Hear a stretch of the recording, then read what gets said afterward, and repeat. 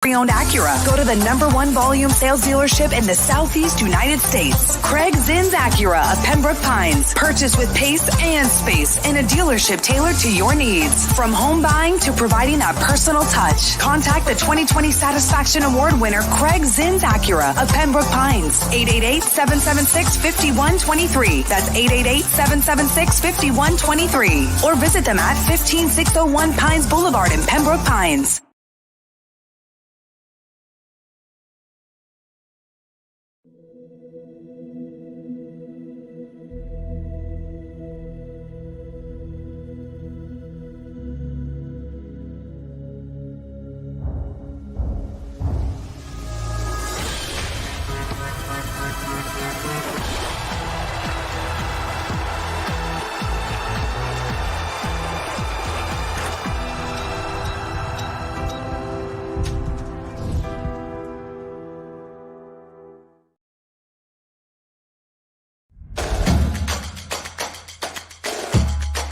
Welcome to Caneswear. New store, new items, same great experience. Family owned and operated since 2010, Caneswear has the latest merchandise from the Miami Hurricanes, Miami Dolphins, Florida Panthers, Inter Miami CF, and more. Come visit us at our store in Davie on University Drive, just south of 595, or online at caneswear.com. Caneswear, the spot Miami fans shop. For over 16 years, EJDconstruction.com has provided South Florida residents quality craftsmanship, accurate project management, and exceptional service. That's why EJDconstruction.com is an A-rated member of Angie's List and the Better Business Bureau. When you're looking for the right custom home builder for additions or home remodeling, please call my friend Eric at 305-433-4843. That's 305-433-4843 for EJDconstruction.com.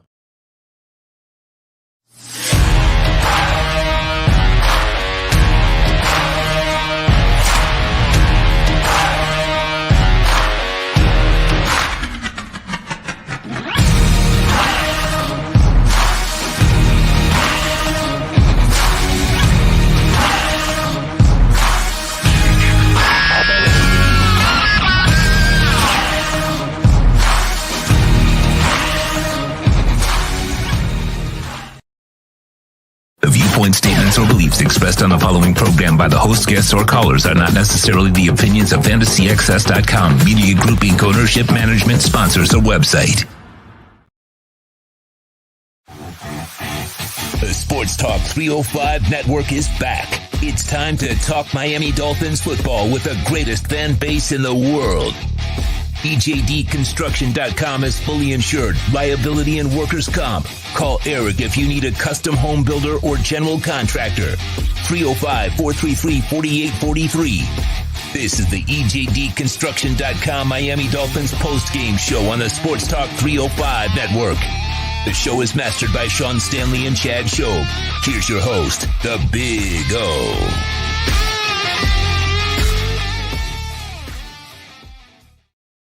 We got a final, baby. We got a happy final, 31-17. Dolphins take care of business against what's new?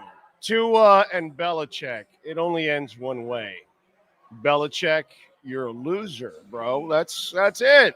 That's the only way it ends between Tua and Belichick.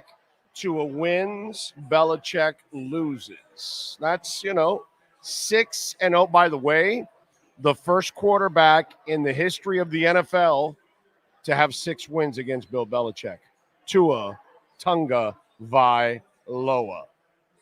How about that? Yes, sir. All right. It wasn't the prettiest of games because that's what happens when you play the Patriots. It's just not a pretty thing, overall. The numbers, Tua Tagovailoa ended up with 324 yards on 30 of 45. 3 touchdowns and an interception. Raheem Mostert did not dominate like in the first game when he had 121 yards. Today, only 46 on 13 carries. They wanted to make sure that running game did not get going. Jeff Wilson was productive, 5 for 23 overall. Jalen Waddle was terrific, 7 receptions, 121 yards, and a touchdown. Imagine if he catches the other 2 balls. because he had 2 drops today, Jalen Waddle. And it's kind of, it's a theme of his. It's something that happens with him. He just, there's a lapse, and he ends up having, some kind of – that reminds me so much of Tannehill. Like you're holding onto the ball forever, and it's like, dude, don't you think they're bearing down on you? I'm just watching the MILF Buster, Zach Wilson. It's just, he's a terrible quarterback.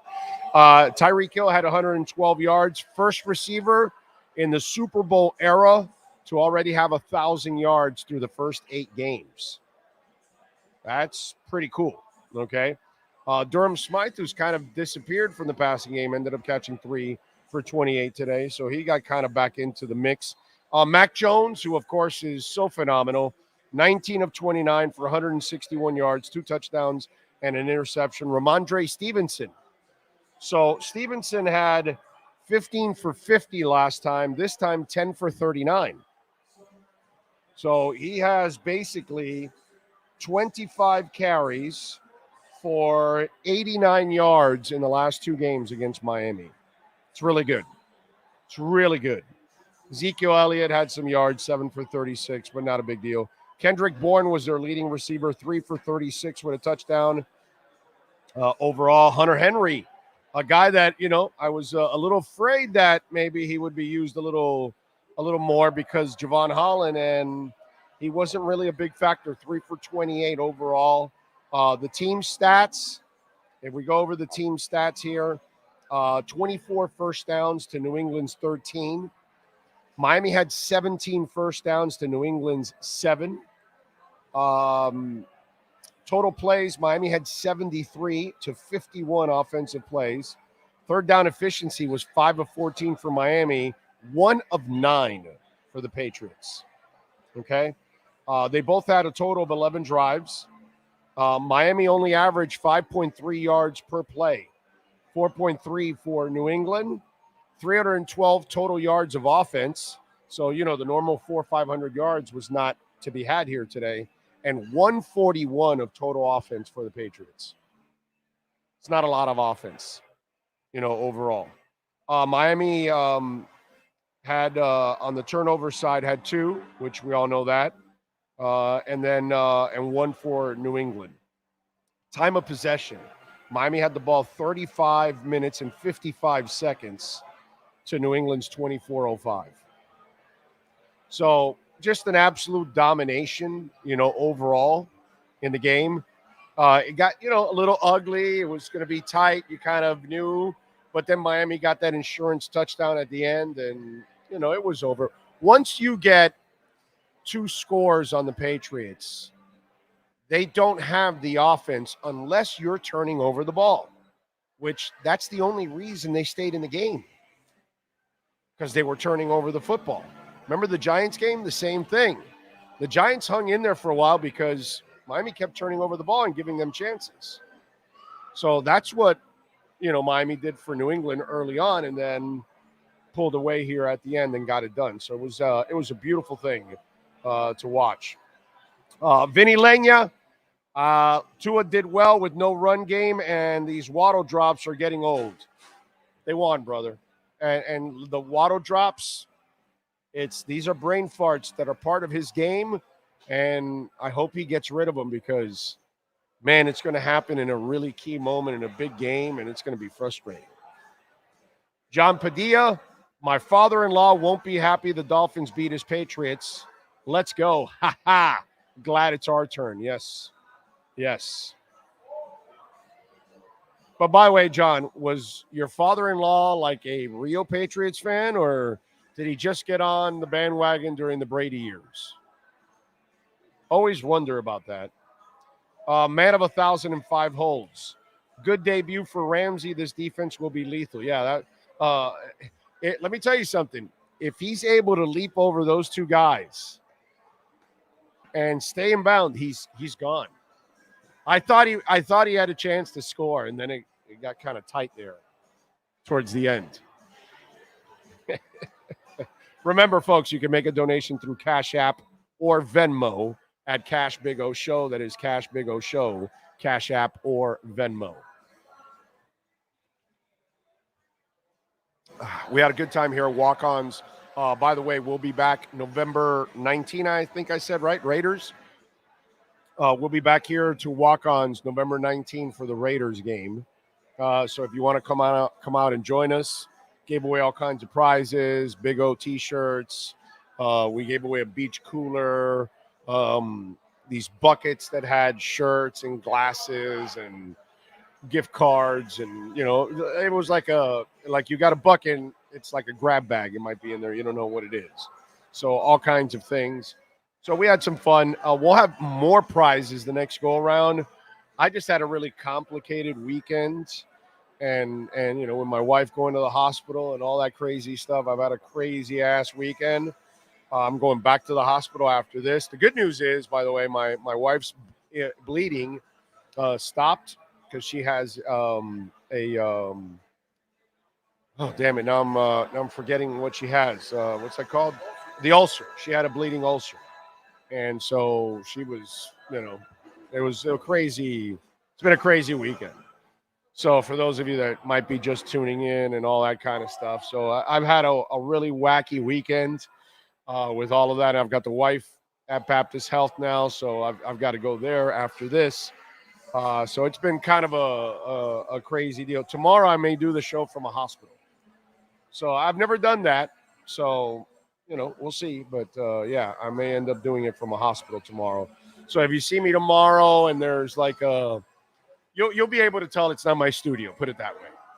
Very white, very clean. It'll look like a hospital pretty much. So, yeah, I already have it envisioned in my mind where I'm going to be sitting and possibly doing the show tomorrow. So we'll have some fun with that. And the good thing is that she was like losing blood. And if I think it gets to like 7.2 in your bloods, 7.2 pints, they have to give you a blood transfusion. She was down to like 8.6. And then the last couple of tests, she's gone back up to 9.2. So she's now gaining blood back because the leak stopped. So that's good because the treatment that they're giving her has stopped. Now she can have her procedure tomorrow and, everything will be normal. And so it's not, we're lucky, everything will be all right and it'll work out. So appreciate all the well wishes the last couple of days on the DMs and all that. So I thank you all out there. As always, I appreciate it immensely. Let's see. Rio 0305 says, we'll be praying for your wife. Best wishes. Thank you, sir. Appreciate you.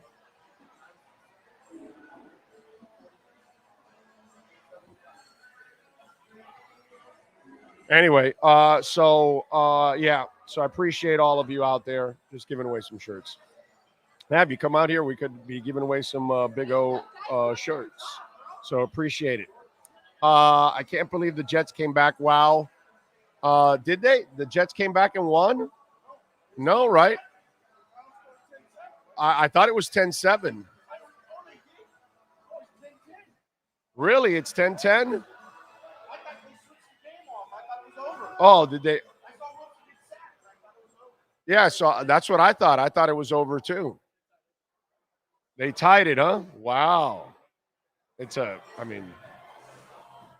10-10 overtime. Well, that's a bad game to watch. Jets Giants. Holy shit.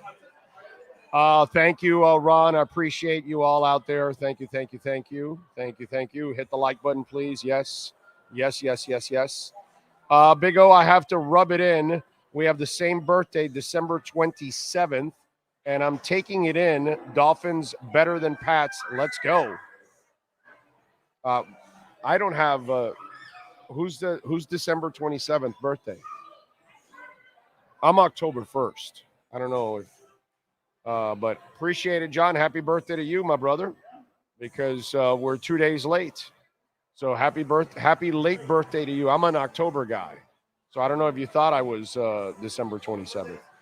Thank you, George. Thank you, Nyborg. I appreciate you all. Kind words for the wife. I appreciate you. Let's see. Brandon says, how do you not run that ball? I think they tried, my brother. I think New England was kind of – and remember, all the injuries on the O-line too. I mean, dude, let's see. Robert Hunt went out with the left leg injury. Kendall Lamb left and then was able to come back. David Long ended up getting banged up. Did you notice the David Long thing? It was like a leg whip with Jalen Ramsey, who just got back from a knee injury. Both their legs whipped each other, and it was Long that came out on the short end of it. And then you saw the Brandon Jones thing also. Am I missing any other injuries? I mean, dude, it's a pain in the ass, the amount of injuries that the Dolphins have had. I really feel bad because it's like, I know we always talk about being snake bitten, but that's kind of the way it feels when you watch the one player after another, go down. What else do we have here? Next game, Chiefs, time to beat a contender. Yes, sir. Oh, you were talking about the Giants. I got you. Me and my father-in-law have the same. Oh, you and your father-in-law, John. I got you. Okay. Giants had the ball on 4th and 1, missed the field goal instead of giving it to Saquon to ice the game. Oh, that's what you guys were saying. Okay. Saquon blew it. All right. Appreciate it. All right. Holy crap. T. Taylor is 4 for 7 for 8 yards, and they're tied 10-10 with the Jets going into overtime. Yeah, I know. It's crazy shit. Big O, I hope you know how to mix your own to help your throat elixir. Not your wife usually makes it for you. No, I don't. Although she told me how to make it. You know what I mean? But I have not. Yes, sir.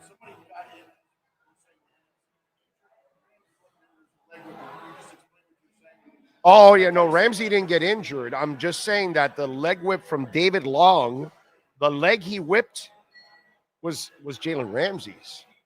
And nothing happened to Ramsey because he was, he walked away from it. But then David Long, you saw him on the ground, and it was like, it could have been scary, dude. It could have been both guys. And Jalen just came back from the knee injury. Beautiful interception. How he baited him, came off his guy, and the zone switched over. The safety picked up his guy. He saw the pass coming, picked it off. It was like a loaf of dandy bread that was flying through the air from Mac Jones. I mean, seriously, it traveled as fast as the Goodyear blimp. Yeah. No one's quarterbacking around the league. Yes. Kirk Cousins carted off. QB1 return versus Packers after suffering non-contact ankle injury. Let's see here. Atlanta turns to Taylor Heineke at quarterback versus Titans despite starter Desmond Ridder clearing concussion protocol. And then we talked about Kenny. Well, Desmond Ridder also sucks. Yeah. So it's like, man, let's try Heineke. What the hell? And then you talked about Kenny Pickett. And then Yes. also Tyrod Taylor during the Giants game. He's been ruled out because of ribs. Tyrod Taylor has zero luck. Yeah. Like zero luck. It's a lot of injuries around the league today. Yeah, man. A ton of injuries. That's the thing. I know we watch our team, right? And we see a ton of injuries, but it's all over the league. And I don't know what to think of all of this stuff anymore. I'm not exactly sure about this load management stuff. There's a part of me that says you might be more durable if you hit more. Since you don't hit any in the offseason, and then all of a sudden you go full blast in the regular season, you're asking somebody's body to go from 0 to 60 and nothing. Because the kind of real hitting that you do in a game, you never do in training camp. Because you're not going to the ground. You saw what happened to Brandon Jones. Do you think that ever happens in practice? No. You don't get slammed in practice. And to me, I look at basketball has the same crap with all of this. And I'm sorry, but I'm starting not to believe that I see more injuries than I've ever seen. And I see them happening like nothing. Doesn't always have to be about contact. So to me, it's kind of a really weird dynamic when you tell me about, load management. I think that's just a load of crap that people have come up with. Listen, if there's somebody that's injured or they're, a little worn down, then that's where you use the load management. But if it's just regular soreness or what, man, you move forward. It just seems like there's a ton of injuries now. They make more money than ever. There's more guaranteed money than ever, and yet the injuries are more than ever. It's weird. It just is. Big O, we got the dub. Hell yeah. 6-2 sounds good to me. And if you can win next week, I know we build ourselves up with the Bills, and then we build ourselves up with the Eagles, but they got to cross that threshold at one point or another. And I'm hoping that X comes back next week and Connor Williams comes back next week. You start maybe to get some of these guys back so you can be a little bit better against Kansas City. That would be really, really nice if that can happen. I almost get the feeling they held out X to say, hey, you're close, but let's give you another week. We'll get you ready for Kansas City. They really don't need them for New England, and they don't. Kendrick Bourne and Devontae Parker and I don't even know the Juju Smith-Schuster and I don't know what other receiver they have there. Rieger. Yeah, they don't scare you. You're not in fear of that wide receiving core. So it was a great move to actually keep X out. I love that move. Big time. They used a hit and push on each other in the offseason and then tackle in training camp, then 6 preseason games, all conditioning for contact. Oh, you're talking about the old days, yeah. Yeah. Yeah, it's just a weird thing, bro. You talk to me all this crap about load management, and so then that tells me you're supposed to be better than because they're taking care of you, they're keeping you fresher, and yet you're missing all these games. It doesn't fly for me, man. It just doesn't. Still number 1 in the East, yes. And by the way, you kept a 2-game lead on the Bills. That's also very important. That win, that helps out. So I like that. Let's see. Howard coming back next week? I would think so, yes. Wasn't ready for the visual of K. Smith, Robert Jones, Eichenberg, and Cotton. But you got by. You got it done overall. You got a really good coaching staff. I think the guys on offense do a pretty damn good job of getting these people ready. And how about Austin Jackson becoming like the pillar of stability for the offensive line? After being much maligned his first 3 years or 4, I don't know what it is. Might be 4, right? This is the 5th year then, right? No, this is the 4th year. Yeah, right. 2 with Flo and then 2 now with McDaniel. Yes, 4. Right. So 4 years. So the first 3 years he got killed. This year he's the most durable lineman that you have now. Now, injuries weren't his thing. That was just last year that he had to deal with a high ankle sprain and he couldn't get it right. So it wasn't like he was a sack of injuries before this. Last year was the only year that he had to deal with injuries, and it sucked for him. Think about this, ladies and gentlemen. If Austin Jackson doesn't have the injury last year, we end up seeing him turn the corner last year. And then he's a much better player now. You know what I'm saying? Now he's turned the corner, and he did well again today. Muzi, thank you for the love on the super chat. The O-line being held together with duct tape, and they still played great today. Lamb is the MVP of this line. Lamb is, man, he has been. Sign him up when the season's over. That's all I can tell you about Kendall Lamb. Sign his ass up. Okay? Austin Jackson has finally arrived. Yeah. Well, the right coaching, the right people that understand and can coach the offense. That's what it's all about. If you know what you're doing and you know how to develop people, then, this is what, remember what we talked about a couple of weeks ago? When are we going to get the benefit of the doubt? And those people deserve the benefit of the doubt on offense with offensive linemen. They're getting practically everybody to at least be serviceable to good. I got to go back and look at it, but I don't know if I saw a lot of mistakes out of Lester Cotton. Again, I'm at a bar. I got to go back and watch it, but yeah, no. And I think Liam Eichenberg also did a pretty solid job too again. And Liam Eichenberg might be a guy that's also starting to turn the corner. Hasn't turned it yet, but maybe he's starting to turn the corner. You never know.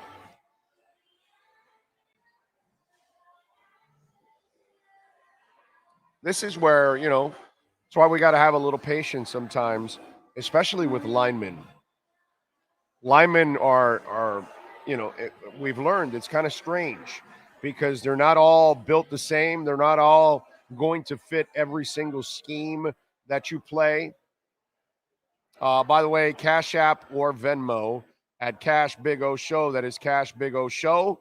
Leonel Legra, thank you, sir. He says, big win today on Venmo. Big O, which coaches do you think gets poached this season, this offseason? Would love to have another year with this coaching staff.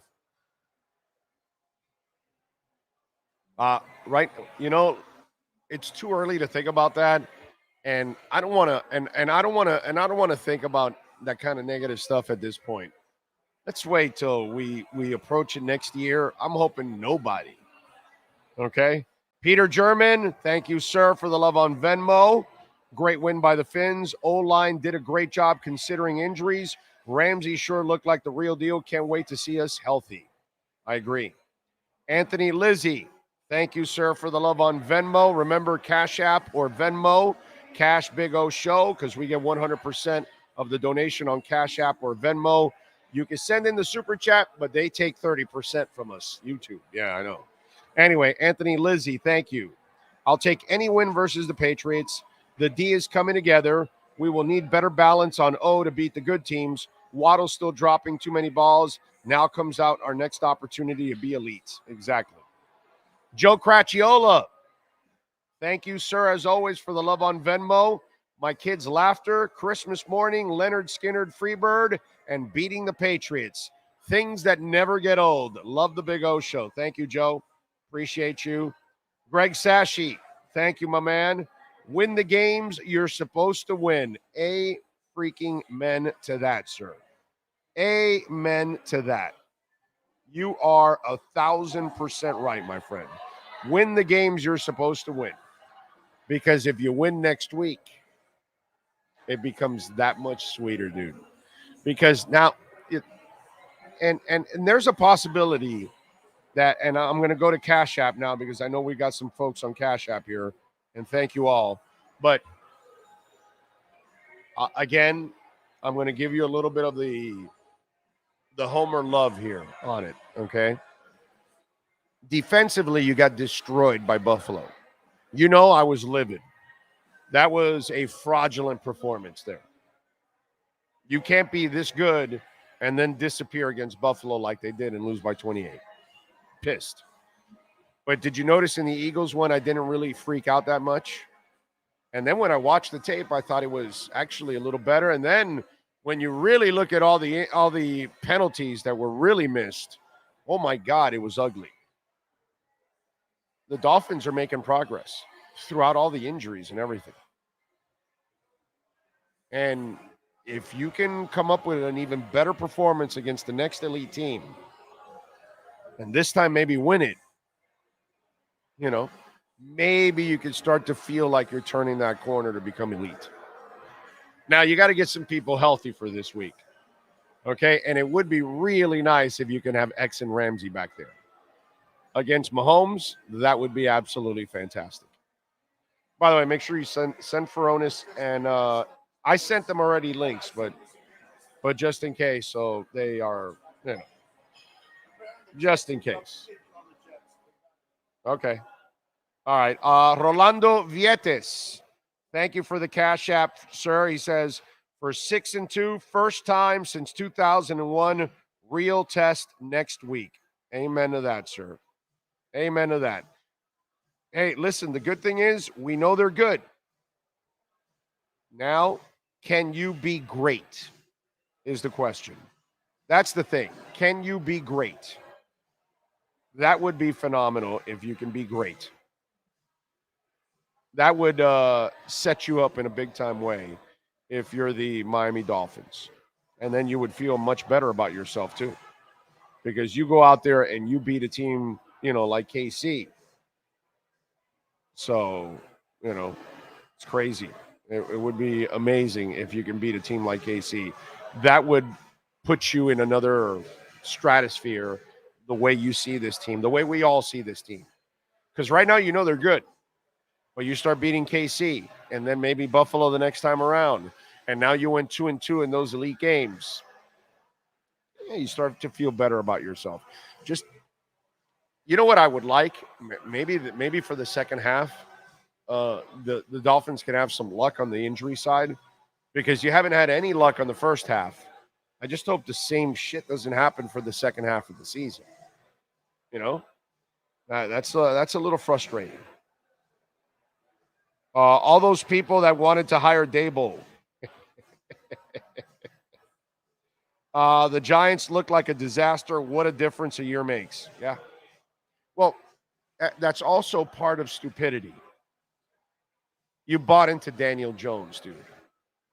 And not only did you buy into Daniel Jones, you were stupid enough to give him a contract of $40 million per year. So you basically screwed your franchise. You set yourself back now several years because of this. So it comes with stupidity. I don't know if Brian Dable's a great coach, but I don't think he's a bad coach. I just think we're asking him for miracles to, I'm not sure what people saw in Daniel Jones last year. I watched it. I wasn't that impressed. He really got by more with his legs, made some plays with his arm, but his arm's still too erratic and inconsistent. I didn't get it. I never understood that one. I wouldn't have re-signed Barkley or Daniel Jones. I would have gone in another direction. But Giants burned themselves because it's, you know what it is? It's Riley and Whiteside. You kind of know he's a knucklehead. You know he's lazy. You know he hasn't made anything out of himself. But he has shown you something. Now you got to give him a big contract because you think you might be able to extract what nobody else has been able to. And then you weren't able to. And so Daniel Jones and Hassan Whiteside kind of remind me of the same thing. You gambled on something you weren't supposed to gamble on, you dumbass. And so the Heat were dumbasses for signing Whiteside, and the Giants are absolute dumbasses for signing Daniel Jones. That's all.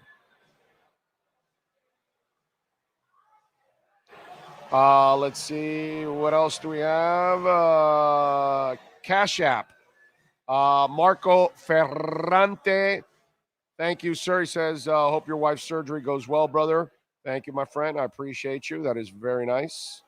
Very nice. Thank you, Marco.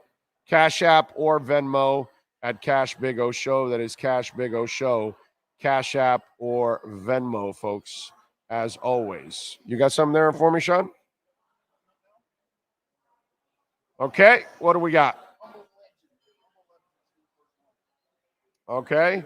Humble Legend says, is it just me or does it seem that CBS purposely cuts away every time Waddle's about to do his Waddle touchdown celebration? I've never noticed that. I'm sorry. I didn't even notice that. Maybe because I'm at a bar and I didn't notice it, but that's interesting. I don't know if ask others and see if they've see if the see if they would like it also. Here we go. Hateful Steve is in the house. Thank you for the Venmo, sir.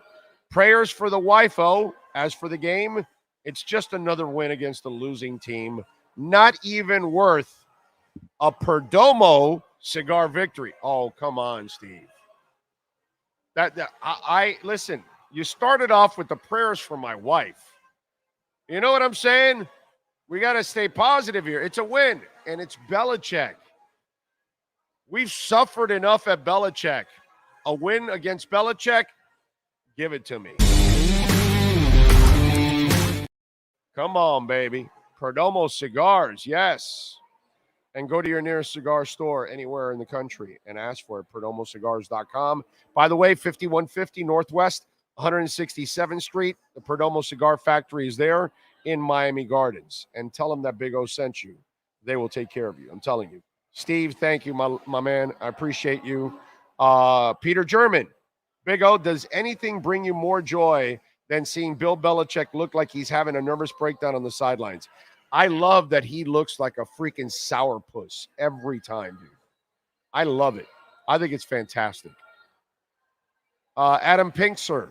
Thank you, sir. Oh, I'm going to do some sort of rain dance in hopes that we can cure this offensive line before Sunday versus KC. Love seeing Tua beat Belichick, be Belichick's daddy, but I hate seeing the fraudulent Jets move to 4-3. Yeah. That was, but then again, they played the Giants. That's a winnable game because the Giants are just an absolutely bad franchise. They're absolutely terrible, dude. There you go. All right. Thank you all out there as always. Cash App or Venmo at Cash Big O Show. That is Cash Big O Show. All right, what else do we have? Big O, all these injuries on the O-line are concerning. The line is down to the third stringers, although I got to say they came through, but it's not the same as this. I know, but Jamie, you guys, where were we before all of this? You didn't have a starting unit. You didn't have any depth. Now you got guys that come off the bench and actually can do a serviceable job. Your offense doesn't just completely crumble. So things have kind of changed a little bit around here. You know what I'm saying? Be a little grateful about that. All right, what's next? Pedro, thank you, sir, for the love on the super chat. Big O, was great to finally meet you. Oh, okay. Now I got it. I had an amazing time, and no one does it better with the watch party. I will be back for the Raiders game. Fins up. Thank you, Pedro. I appreciate you, my brother. Thank you for coming out here and support. We had a great crowd here. Had a great crowd. And we could have a home this week for the Chiefs game. Cross your fingers. We'll see. We'll get a final word tomorrow. And but worst case scenario, if it's not for the Chiefs, it'll be for the rest of the season for other games. So, and a very cool place. Very cool place. Tere Tere. I hope I pronounced it right.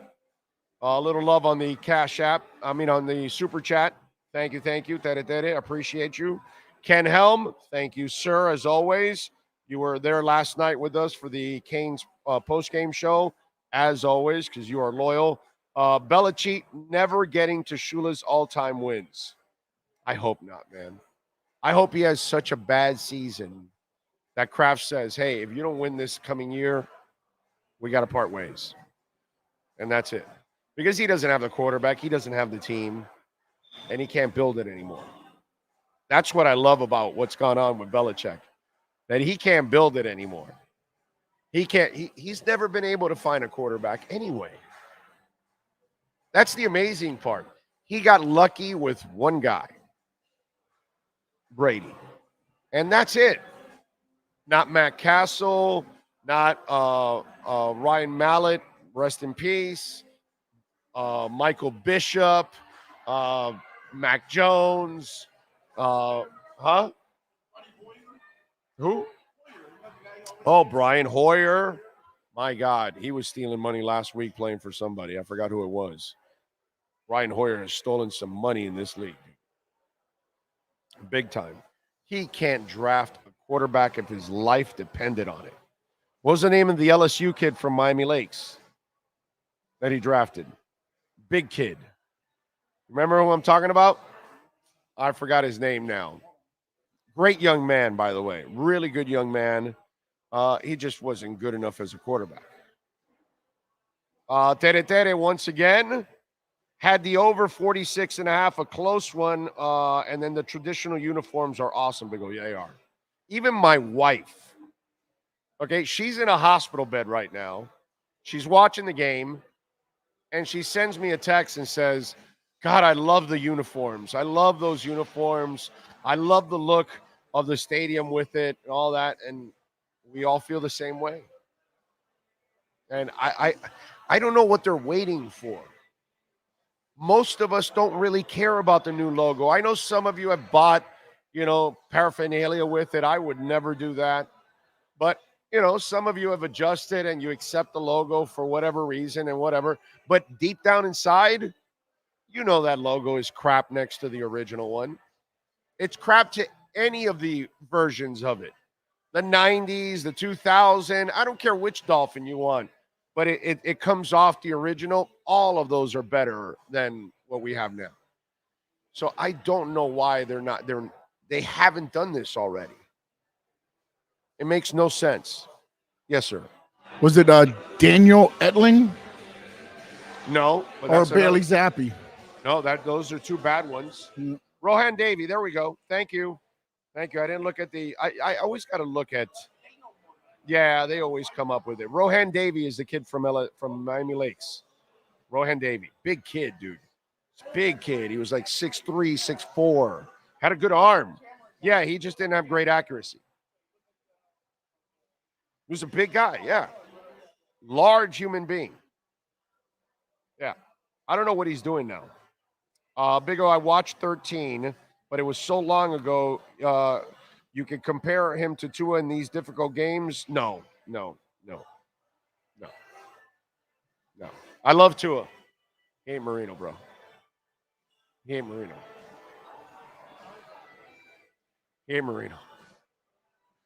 That's a different monster there, dude.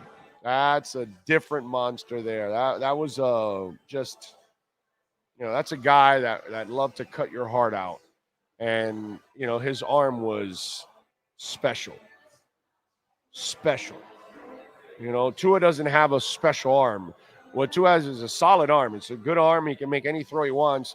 His specialty is his vision, his anticipatory skills, accuracy, ball placement, that kind of stuff. Marino had the accuracy, but he also had a gun. And so he can sling it to places that, very few could do. Marino's a different monster. We'll never have another Marino again. We had ours, and it's over. You get one every once in a while, if you're lucky. And we had ours. Jose de la Torre, big fan from San Francisco. You're the best. Thank you, Jose. That's very nice of you, bro. Very nice of you. Big O, glad the wife's doing better. Can't believe you're doing a show today. You're a beast. Well, the show must go on. My daughter is at the hospital with her mom, and so she's like 24, bro. She's a grown woman, and she's there taking care of her while I do this because I've got a job to do. And my wife knows, bro. My wife's been married with me for 30 years, 29, and she understands that we have to be professionals and we have things to do, and sometimes we have to compartmentalize. My mind might be, in the hospital right now, worried about my wife, but I also have a responsibility, and I made a commitment to walk-ons. I made a commitment to Sean Stanley. So, these are things that you have to – I make a commitment to you guys every single day. We come on all the time, no matter what. Last night, my daughter – we talked about this. I wasn't going to do a post-game show last night for the Canes because I told my daughter, no, come around 10 o'clock. do your stuff all day and all that, get everything out of the way, and then come on over so you can sleep. I'll go back home and then get ready for my show tomorrow. And because I slept on a recliner, before. So last night I needed a bed because I'm going to do this for so many hours, and I MC and give away stuff throughout the game and stuff. So, I had to sleep in a bed. And so got my shower, got my bed, all that. And now I'm going to go back to the hospital and I'll sleep there tonight. So I may not look great tomorrow morning, but tomorrow I might be doing the show from a hospital. So there's a first for everything, right? And, we've done it from a driving vehicle, and now we'll do it from a hospital. Yes, sir. Technically, it'd be a remote.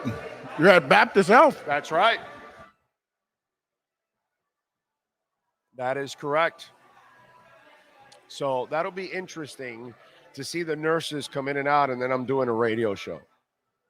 That'll be funny, actually. You know what I'm saying? At one point while I'm doing the show, they're probably going to wheel my wife out to the operating room, which I can't go anyways. I have to stay there waiting. You know what I mean? So it's kind of the same thing. Hey, gentlemen, I got to take a break. My wife's being taken to the operating room. That's what's going to happen tomorrow at one point. Tua is really good, but he is not even close to Marino. Marino revolutionized the game. Greatest thrower of the football the game has ever seen. Marino is just a beast, bro. I effing love watching Marino play. Big O, maybe they just want to sell more jerseys so they have a retro as an alternative. You know what, Jason? It's really hard to argue with your point. You might be 1,000% right. None of us really know, but marketing-wise, it backs everything that you say. You sell the normal logo, and then you sprinkle in the throwback, and you get extra revenue out of it. And everybody's desperate for it. They love it, so they'll eat it up. I mean, I love your reasoning.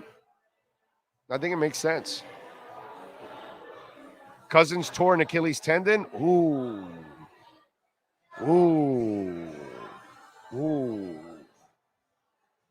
Thank the Lord for him. He's had all that guaranteed money because he was headed for free agency this year. That's not good for free agency.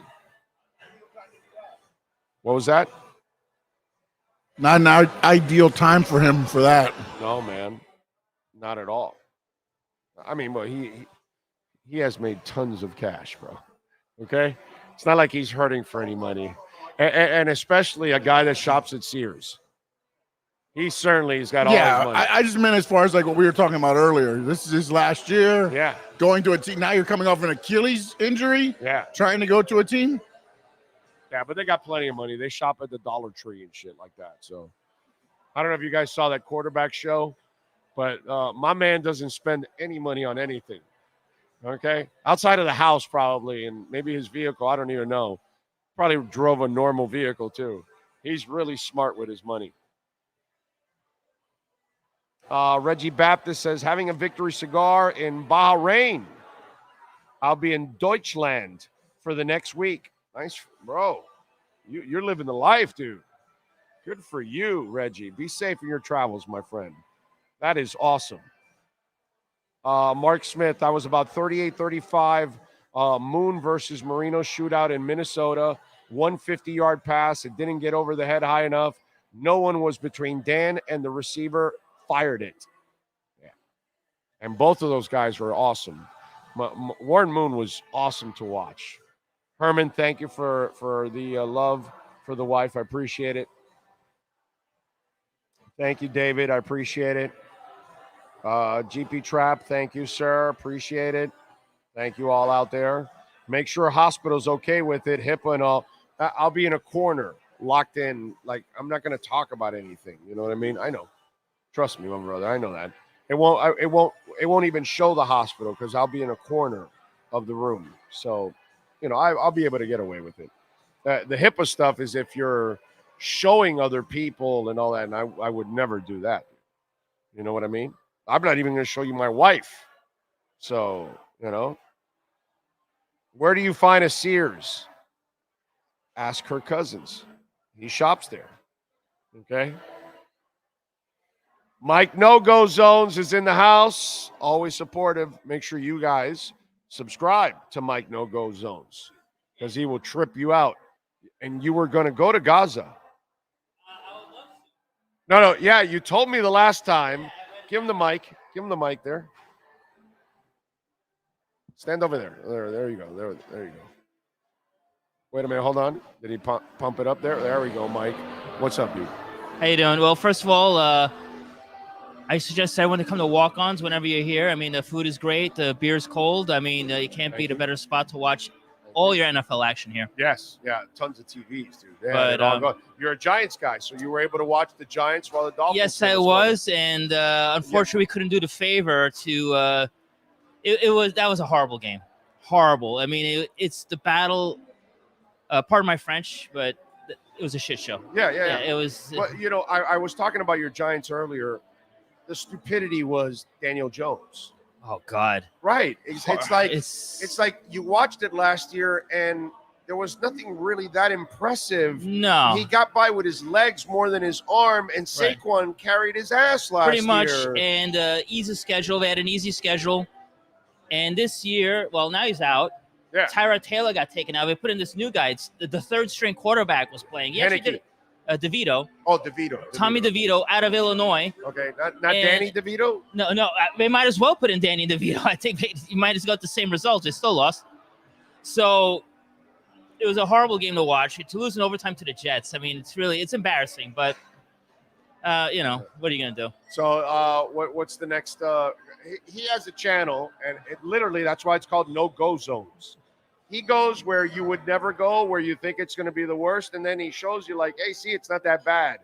And although he's still crazy for going into some of these places. Right.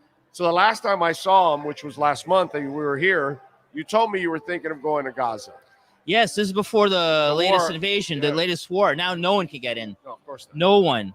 A buddy of mine is actually in Israel right now doing reporting, and he can't get into Gaza. Why would you want to go into Gaza? It's a story of the month. It's the hot story. And you might die in there. Of course, but it's just insanity what's going on there, and nobody wins. No, it's a no-win situation. The problem is you can't get rid of Hamas, and you have to get rid of Hamas for they are.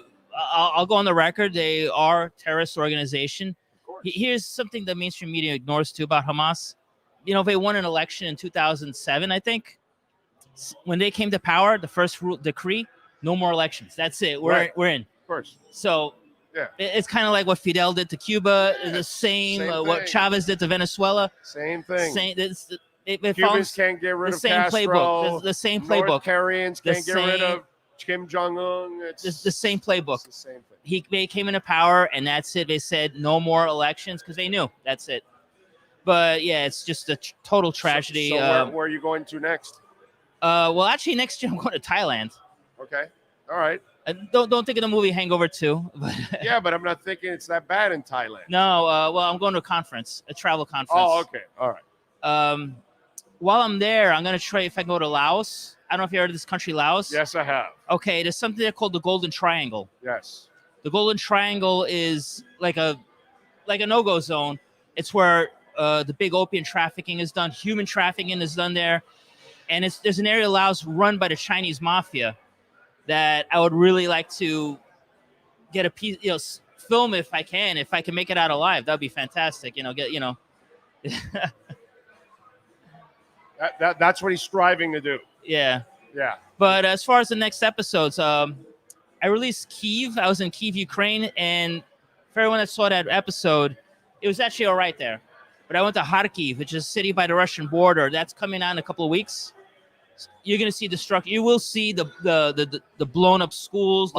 No-go zones. You will see that there, and you're crazy. Yeah, but anyway, let's get back to this Dolphins. I mean, congratulations on your win. I mean, beat a division rival. That's right. 6-2, baby. I mean, now the Chiefs in Germany. That's going to be. That's the test. Yeah, it's true. Like the Bills, like the Eagles. Yes. Now this is the next one, and we'll see if we can pass it. My only criticism of the Just NFL, I hope it doesn't turn into the Taylor Swift show again. Like they do. It's really annoying. I'll go on the record as saying that I'm tired of for the women, bro. I know, but come on. It's like what they do in Super Bowl at halftime. They always design a Super Bowl halftime show so they could get the wives involved. And if you notice, at all Super Bowl parties or get-togethers, have you noticed that the women gravitate to halftime for the commercials or the entertainment? Right, They're not stupid. less. So they bring in more eyes. Right. And if they bring the female eyes. The Swifties, aren't they called that? The right. Yeah, the Swifties. And then they could go after sponsors that are more dedicated over to women instead. Sure. So they can, it's all about money, dude. They don't really care about Taylor Swift. It's just she's opening up an avenue for them. A new audience. I get it. It's all a revenue stream. Now. That's it. How much of this is like behind the scenes? Is the NFL pushing for NFL players to date celebrities? I wonder. No. It has nothing to do with that. No, okay. It's just if it happens, they ride the wave. Right. They ride the wave. I know. I'm just like ready to wear the tinfoil hat sometimes, I appreciate you, brother. Anyway, thanks you for having me on. I really appreciate it. Mike, no-go zones. You got to check it out. But it was a good, solid win. It was fun watching the Dolphins win. Unfortunately, my Giants, they crapped the bed today, but we're not a good team. It's not a good team, and hang in there. We'll see next week, though. I will be getting up early, having breakfast with the Dolphins to watch that. It'll be on NFL Network, I think. Yes. And will you be doing a pre-show for that? Oh, yeah, hell yeah. But we might actually have a place to go next week. Okay. All right. So I'll have a Bloody Mary. Yes. Mimosas. Yes. Watch the Dolphins early in Europe. Okay, yes, cool. Yes, Thank you again. Thanks again. All right, my brother. Take care. Appreciate you. All right. Mike, no-go zones. You got to check his crazy ass out. Seriously. Like, I don't know how he does it. He's amazing. John C. says, here's something to ponder for all the losing record team fans. If the Dolphins lost 2 games to the Pats, and the Pats would be a 500 team, great show. Oh, thank you, John C. Exactly. You got to win these games.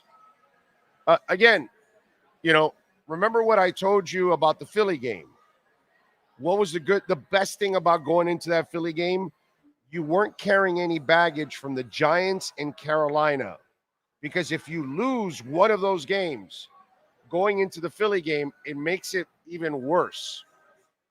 Well, if you lose to the Patriots and then you're playing KC, you know what I'm saying? So now if you lose the KC game, hey, you're 6-3. You're still doing all right. It's not a losing streak, which is what would end up happening. And it's not, at least you know where you stand right now. You're a good team, not a great team yet. That's all. So John C. is right. You got to win these kind of games. If you would have given the Patriots 2 wins, their season's completely different. 2-6, 4-4, that's a hell of a lot of difference right there. Thank you, John C. No doubt. Good answer. I will ask Kirk. Thank you, no doubt. Appreciate you, my brother. Remember, Cash App or Venmo at Cash Big O Show. That is Cash Big O Show, Cash App or Venmo. Let's see what we got here. Okay. Why does he go on the record so much? Everything he's saying on the radio is on the record. Who's that? Huh? Oh, you? Oh, no, I don't think so. I don't know. I don't think so. Who's he talking about? What's JR talking about? Why does he go on the record so much? I don't understand that. You got to explain yourself, bro. Golden Triangle, bring me some puppies back and try to get a photo of Gigantoficus. I don't know what that is. Yeah, I don't know what that is. KC losing 7-3 against Denver. Yeah, it's early, bro. But Washington and in the Eagles, how did that end up, by the way? I don't even know. Oh, 38-31, because Washington was leading like 14-3 early on in that game. And then it all changed after that. All right. Let's see.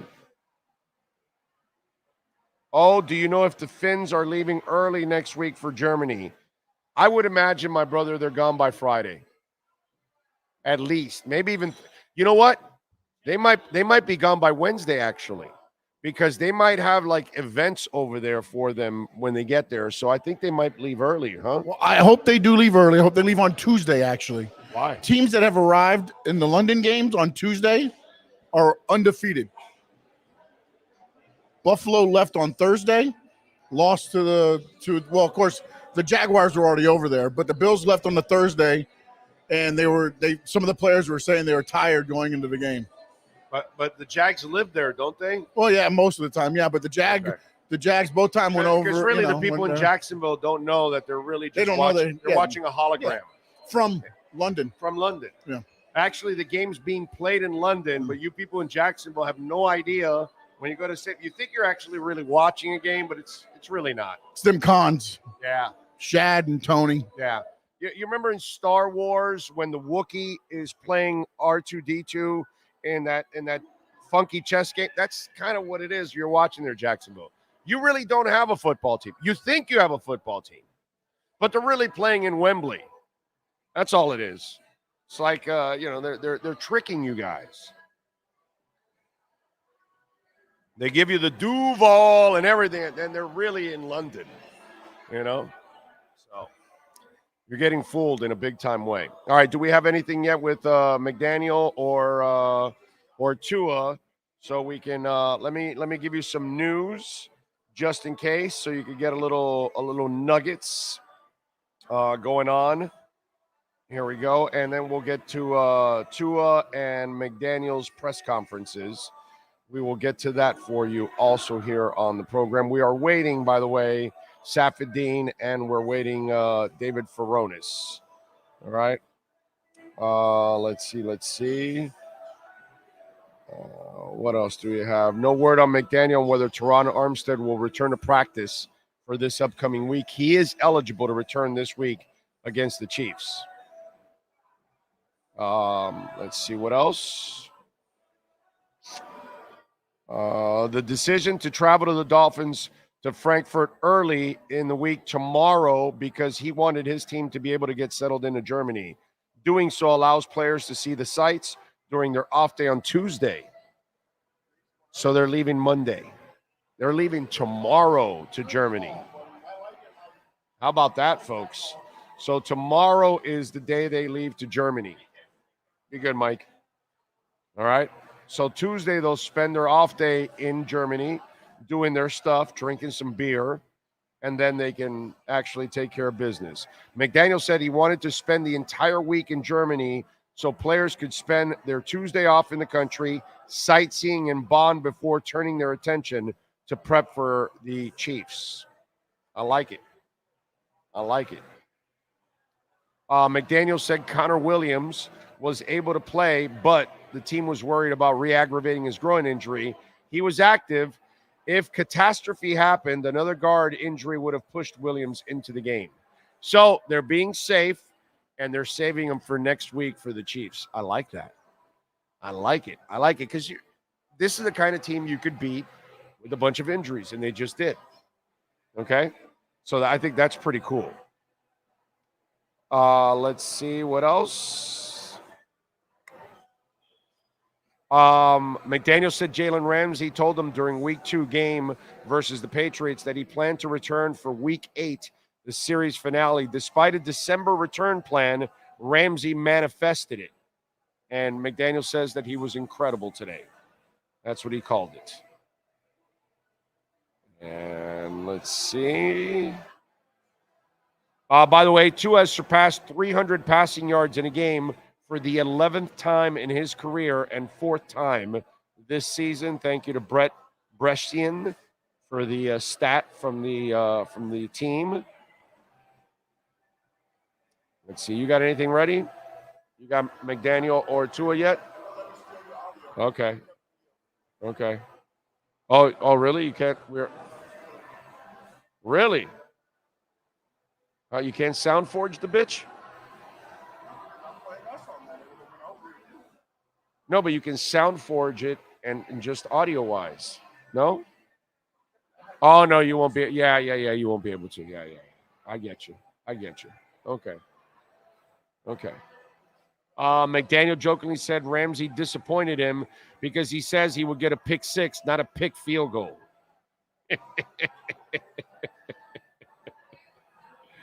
And he called his debut phenomenal and praised Ramsey's commitment through it all. So that's good. Pick field goal. What else? I knew we were going to find out a lot about our team today. I don't care what their record was. That was a tough team to play, said McDaniel on the New England Patriots. We've beaten a division opponent twice. We are leading the league in potential distractions. So we found out a lot about our team today, said McDaniel. Oh, that was good. That was good. Okay. Yeah. All right. Let's see if there's anything new that's developed. No. Okay. All right. What else do we have here? Gus 1388, thank you for the love on the super chat. Big O, Joe Rose flies with the team. He says they're leaving Tuesday. Well, McDaniel just told them they're leaving Monday. So, Gus, I'm going to go with McDaniel on this one. You know, Joe Rose might not know what day Monday is. So, you know, that's a whole different – no, I'm just joking around. Joe probably thought it was a Tuesday because it's the off day and they would travel. But now he's going to find out, oh, crap, I got to go pack and get the hell out of here tomorrow morning. So, oh, by the way, he doesn't fly with the team anymore, right?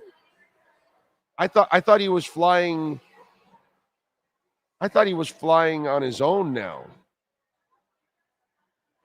The last time I saw, again, I haven't noticed him every week, but the one time I heard, he's like the flight got in at, well, he just said the flight, so I just assumed that he's with the team. I don't know. Right. All right, maybe he is with the team. Okay. I think normally they would be, but I don't know why I thought. They're not going to send or maybe that was like a year or two ago with the whole COVID crap that they made them. I think that's what it was. Maybe that's what I got mixed up. During the COVID thing, they made them fly separately and all that. I think that's what it was. That's where my mix-up. He probably is with the team the entire time. Big O, my best friend passed away this week. Wow. I'm hurting, but Phinz win helped a little bit. Hope they beat KC. Paul in Connecticut listening. Thank you, Paul. I appreciate you. And my condolences, my brother. I certainly know how you feel, my man. You know, my life will never be the same without my man Bill Preston in it. That was my brother, you know, and so I feel you, my brother. Right? When you lose your best friend and somebody, I don't know how long he's been your best friend, but you know, mine was since we were sophomores in high school, so it was a long ass time, and it's one of those that you know what I hate when you do have, you know, a best friend like that. You almost think like you're going to grow old together and you're going to be 70 years old, each of you, and you're going to be talking about shit that happened to you when you were in your teens and 20s and all that kind of stuff. And I was hoping that would be the case. And to lose him in his early 50s is just unacceptable. So my thoughts and prayers for you, man. I know you'll never recover because every day I think about Bill and I never recover. Relentless says, when you come from the U.S. to Europe, you are having serious jet lag. It could last for months. Maybe for you and me, not these guys, bro. It could last a little bit for them, but they're in another level of shape that they overcome this kind of stuff a lot faster than you and me. You know, they're professionals. They have to do this. Thank you, Rob, man. I appreciate you. Very nice of you. Sweet Leaf is in. Joe Freed is in. All right. Who popped in? Safid? All right, let's go. Safid Dean is ready to go. Fresh from the locker rooms, Dolphins and Patriots. Let's do it with our BaptistHealth.net, where I'm going to be later at Baptist Health. BaptistHealth.net/ortho. Miami Dolphins postgame report. Let's get the latest from the Aqua and Orange with our Baptist Health of South Florida Miami Dolphins report with USA Today insider Safid Dean. From orthopedics, sports medicine, cardiovascular, and even cancer. Get the world-class healthcare your family deserves at BaptistHealth.net. Here's Safid Dean. There he is, locked and loaded and ready to go. How you feeling, my man? You feeling good? I'm good, Big O. How's everything going? You can hear me well? Yeah, we hear you well, man. It's 31-17. Can't complain. They got the win. They got it done, which is all that matters. And I got to tell you something. I was impressed with the offensive line considering the chaos that has been going on with the offensive line and all the injuries. They were still able to do a pretty serviceable job and get by in this game. Yeah, definitely. I saw before the game Liam Eichenberg was going to take snaps, and even though Connor Williams was active, he did not play. And then we saw a bunch of guys get hurt, from Kendall Lamb being hurt, Lester Cotton coming out the game early, Robert Jones coming in the game. Then I believe Cotton came back in when Robert Hunt went out, and Rob Hunt's okay. Feels like he just probably had a hamstring, and he was on the sideline as well. And when I saw Robert Hunt on the sideline, I kind of realized the Dolphins were really, really, really trying to just make it to the Chiefs game, get out this game and have all these guys play, and try to have, as much as you can, going into next week. McDaniel said something pretty quirky to me that kind of stuck out to me. He said this was the most distracted team, or could have been the most distracted Dolphins team. They have a flight to Germany tomorrow for the Chiefs game. Then the week after that, they have Hard Knocks coming in for the in-season, show. Plus, so the all of that, news of Hard Knocks earlier in the week is a distraction. yeah, it could be a little bit. I mean, maybe it's a distraction for us more than for them. I don't think they really care or not. But hold on a second. When When the flight to Germany happens and the cameras actually come, that's the real distraction. But what I mean is, you already had players telling you, "I don't like it. I don't want it." Yeah. So that already becomes a distraction in itself. When Tua's telling you, "I'm not a fan of it," that's a distraction already for him to even think about it right now, and it hasn't even happened yet.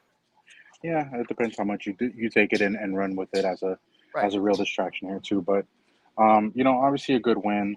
It was not so much an ugly win. Kind of felt a little boring, I guess, the game. Yeah, it was a Patriot. It was a win over the Patriots, bro. Yeah, it was a win over. It's exactly what you expect how them to perform against the Patriots. Patriots are going to play them tough. They're going to play them a little close. I hope you took the points because they won by 14.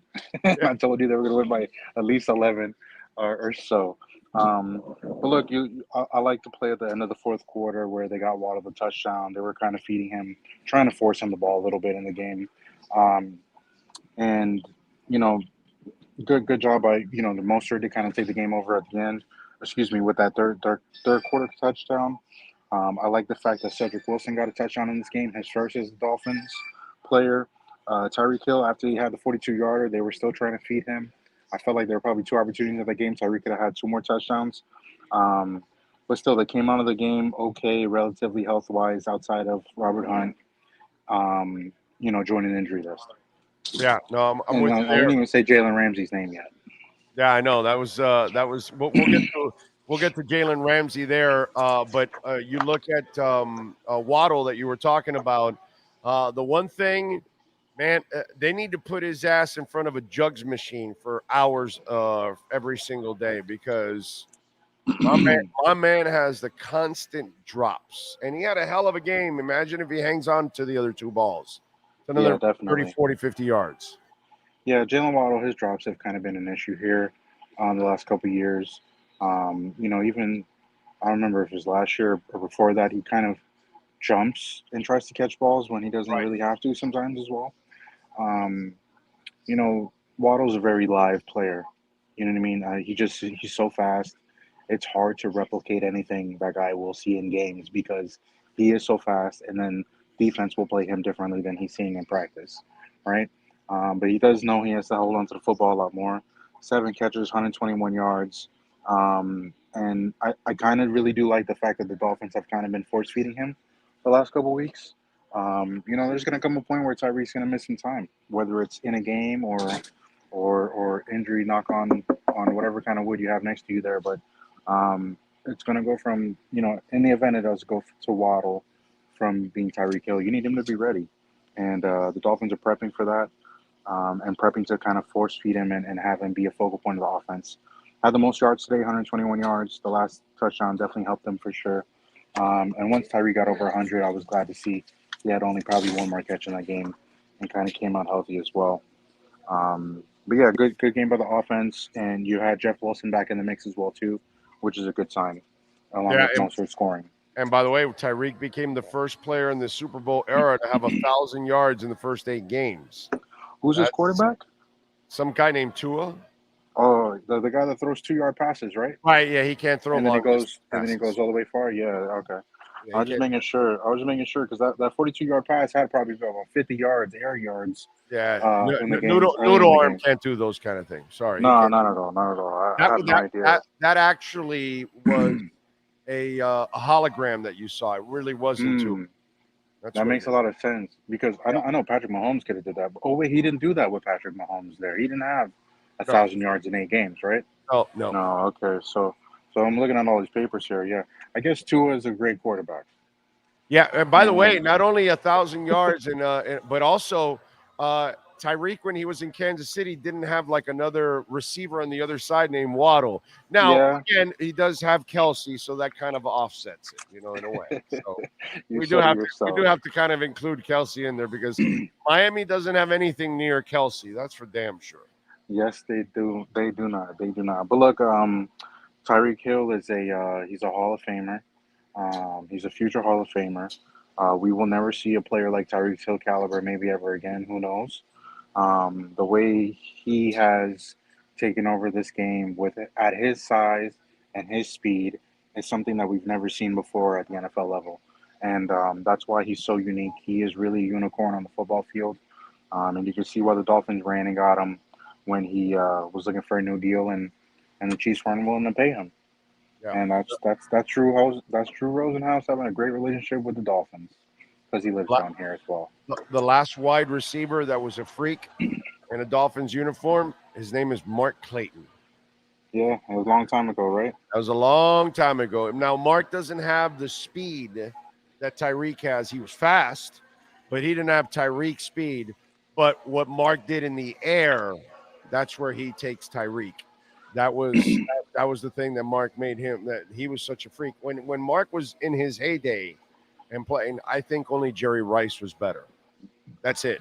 No one else in the league was better than Mark Clayton outside of Jerry Rice when Clayton was doing his thing. And for me, watching Tyreek, the only other guy that I remember freakish at that position, there have been some really good ones here.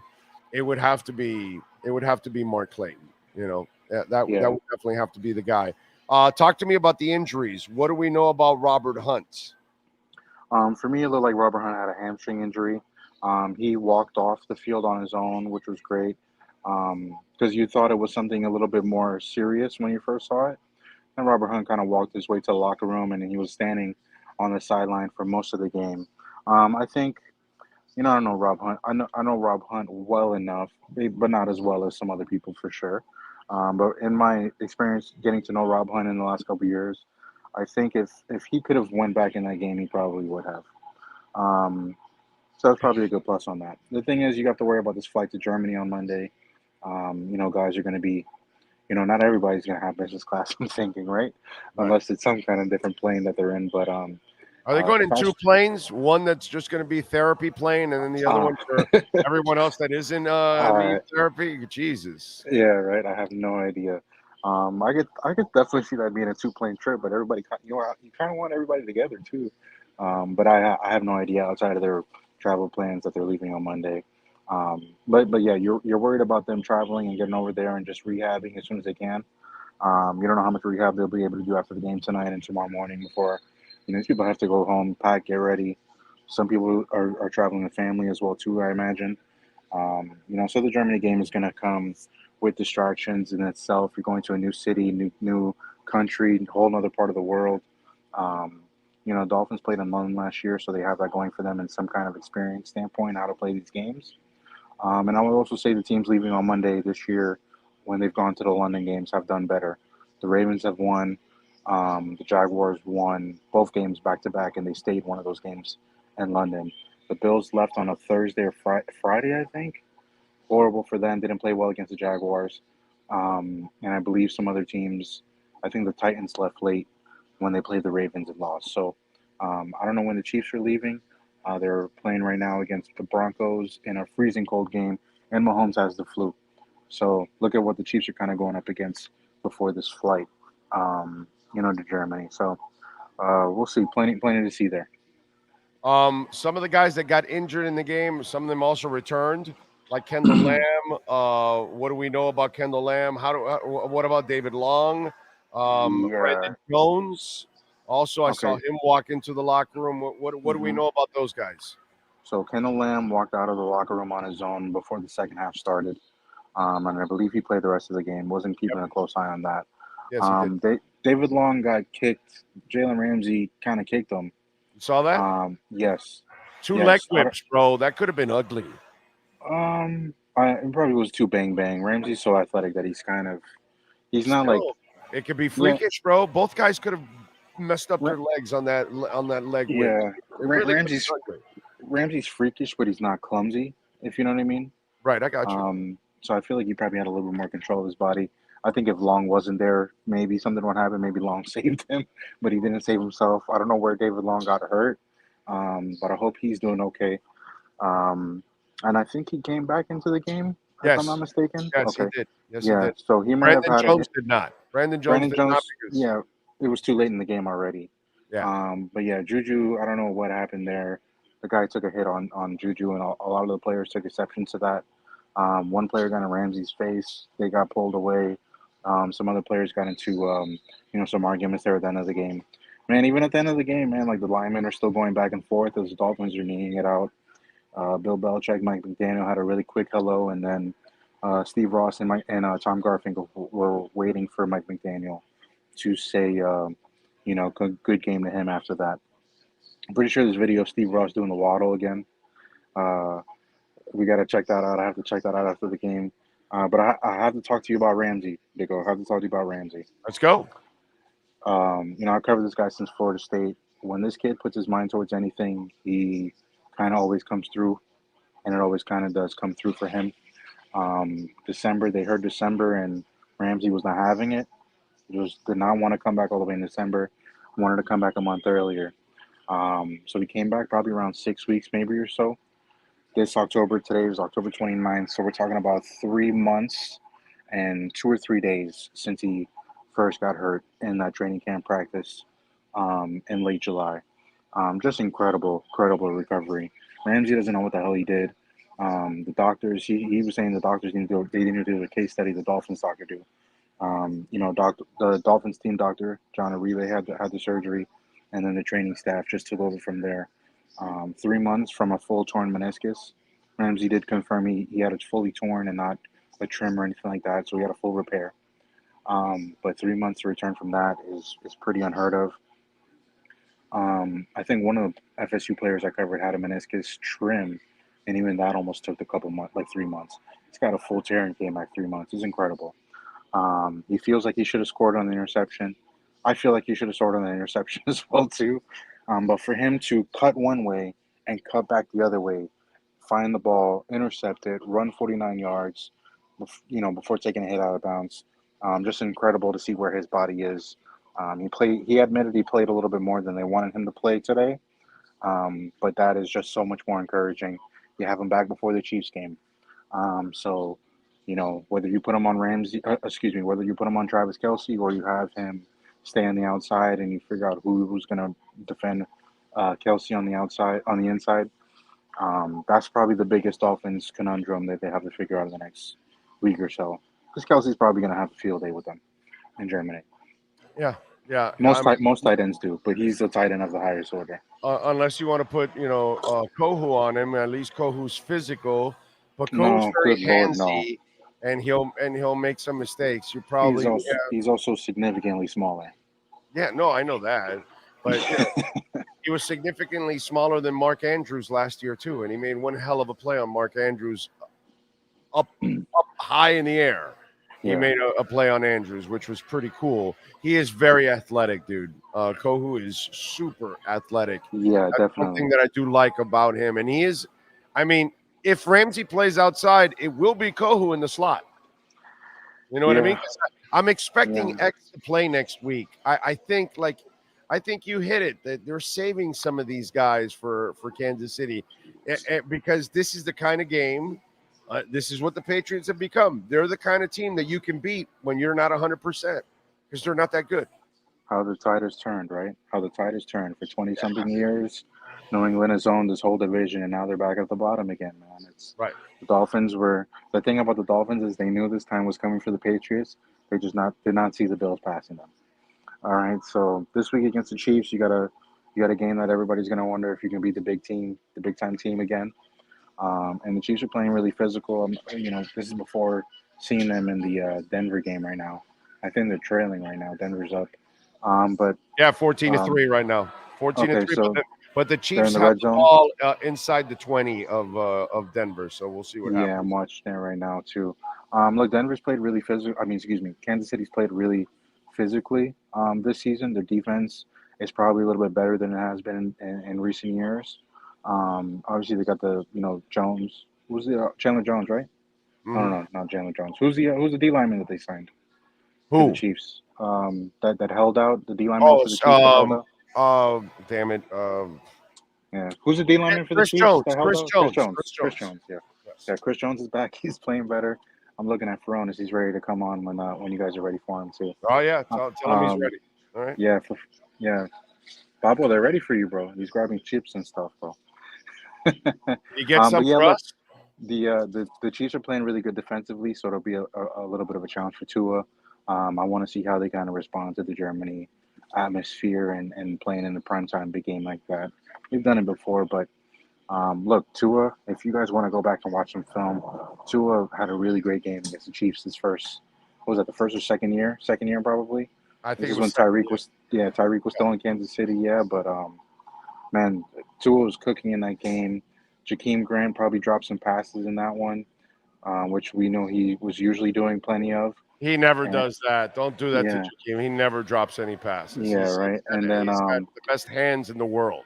And the Dolphins had like a punt return go back or something like that. They had a bad special teams play, but Tua was cooking in that game. So I really want to see him play against the Chiefs this year.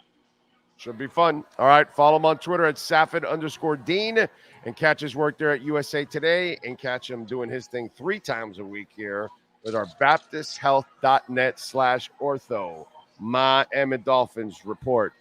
Safid, we will talk on Tuesday, my friend. Thank you. How's it going, Big O? Thank you. Thank you, sir. There you go. And, of course, when we talk about Baptist Health, we love talking about Baptist Health because the Alzugaray family is constantly using Baptist Health. And when you talk about Baptist Health, you don't need to be a professional athlete to go where the pros go, the doctors, at BaptistHealth.net/orthopedic, ortho, that is. They can see you now. Visit BaptistHealth.net/ortho to request an appointment and get yourself back in the game. The Baptist Health of South Florida Miami Dolphins report with insider Safid Dean is brought to you by Baptist Health of South Florida. From orthopedics, sports medicine, cardiovascular, and even cancer. Get the world-class healthcare your family deserves at BaptistHealth.net.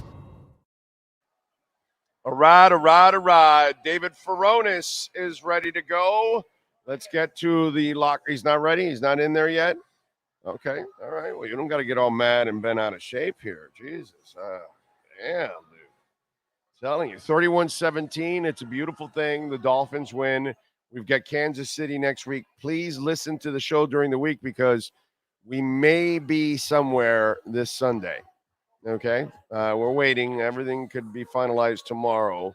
So we might be broadcasting from somewhere on Sunday morning. I want to ask you a question about the Chiefs real quick. Yes. Today's game is in the snow, as you know. The chefs. Yes. Mahomes was showing flu-like symptoms before the game. Ooh, sniffles. They had him play. And? Smart idea. The thing is, bro, you think you're gonna keep him from playing? If he does the flu-like and then something does more, he's out of next game too. I know. Because you got to travel to Germany. It's not like. Yeah. No, it's true.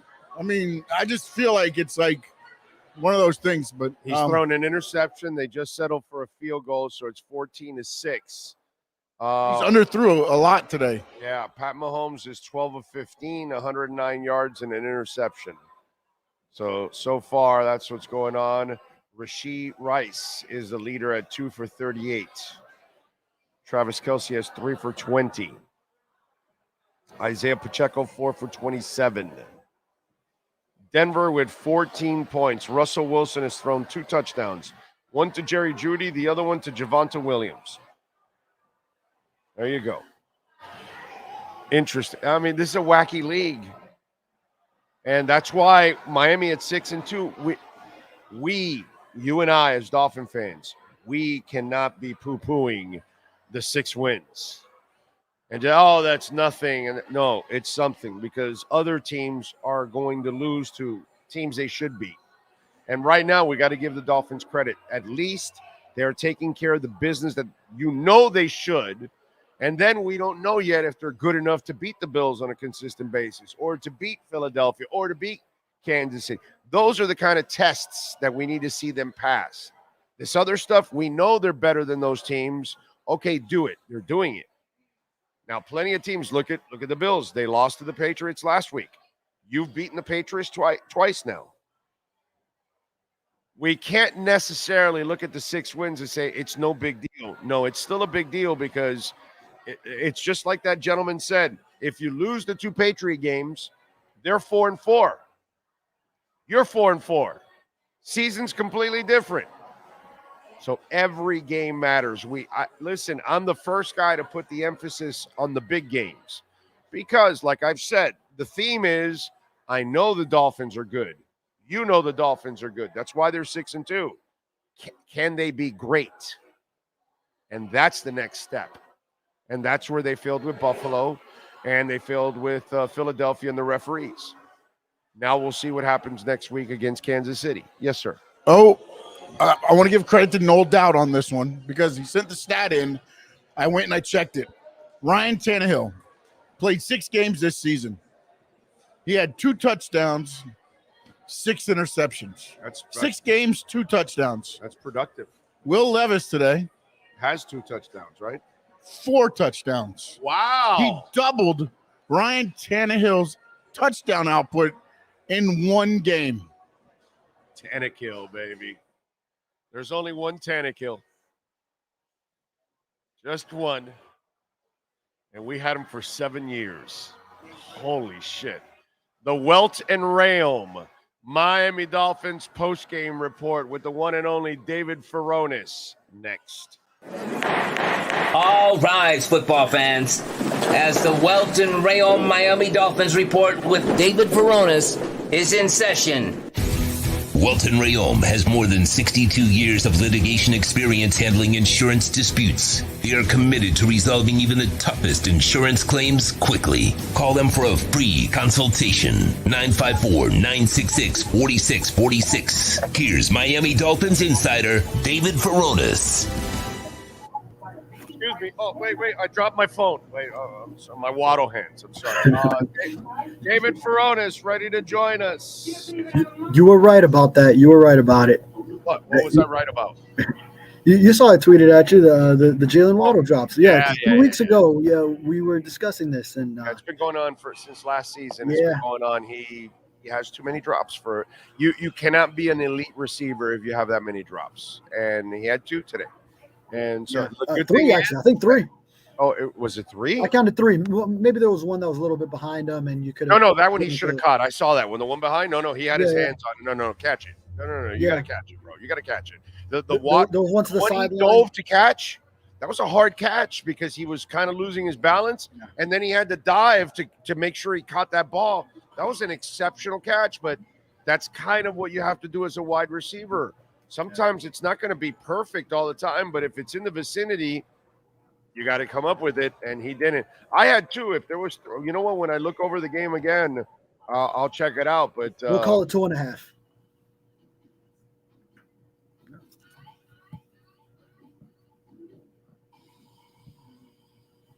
Back against Belichick to get 6 wins. How about that?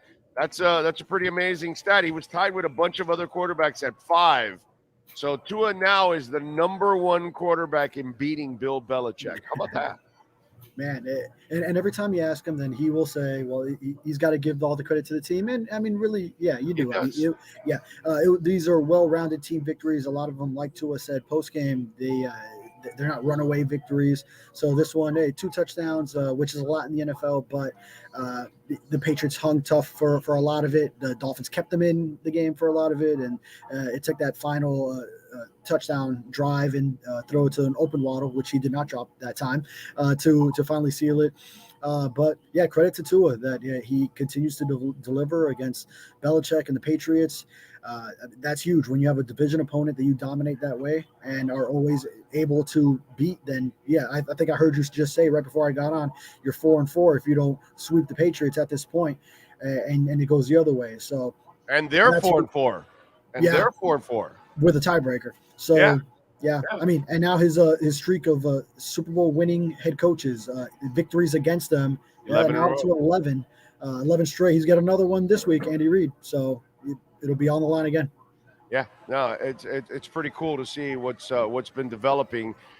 I'm going to ask you a question, and it's going to, I think, turn some heads and then some eyes, and then get you to think a little bit. Because if you're objective about it, this might be true. Depends on how you look at it. Even with all the injuries, David, and even with the performance last week against the Eagles, which I don't believe defensively was as bad as some people may think it was, especially when you look at a lot of the penalties that weren't called and all that, is this defense getting better? Yeah, absolutely.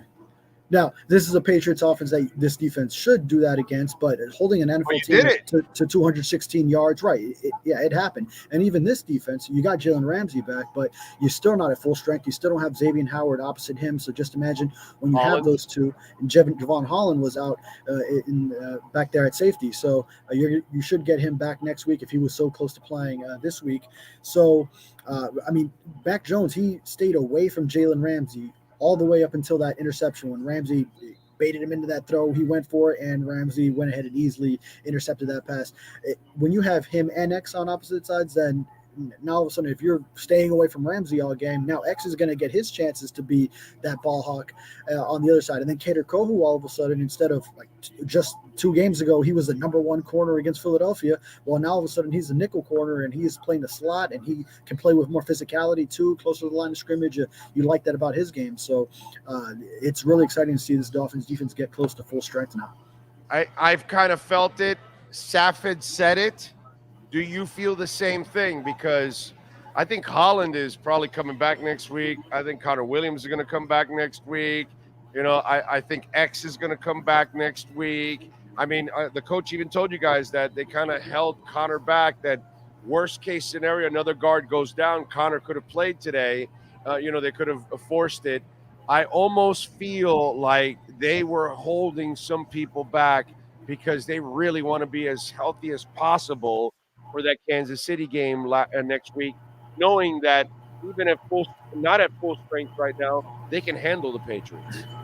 Absolutely. And I know when you're dealing with groin injuries that sometimes you just can't go the full length of whatever time you are trying to put forth that physical stress, that strain. So, I mean, maybe Connor Williams wasn't in a place where he could play a full 4 quarters, 3 hours plus playing center in the National Football League. So with that in mind, then that's probably why he was active but not starting. And then Mike McDaniel held him back from that. And then now you're going to have him against the Chiefs. So that's a strong outlook now that you were able to get through this game without him. Now he's going to be healthier. He's going to get another week, and you should likely have him for this Chiefs game coming up. I don't know, were you in the locker rooms? Were you able to see Kendall Lamb? I know he came back, but any of the guys, Brandon Jones, David Long, guys that got banged up, were you able to see them at all after the game?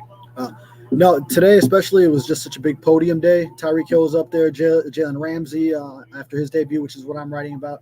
And Mike McDaniel and Tua were up there as well. So I didn't get my own eyes on them. But, we saw Kendall Lamb able to go back into the game. Robert Hunt now, we'll have to monitor him as he exited this game with a hamstring injury.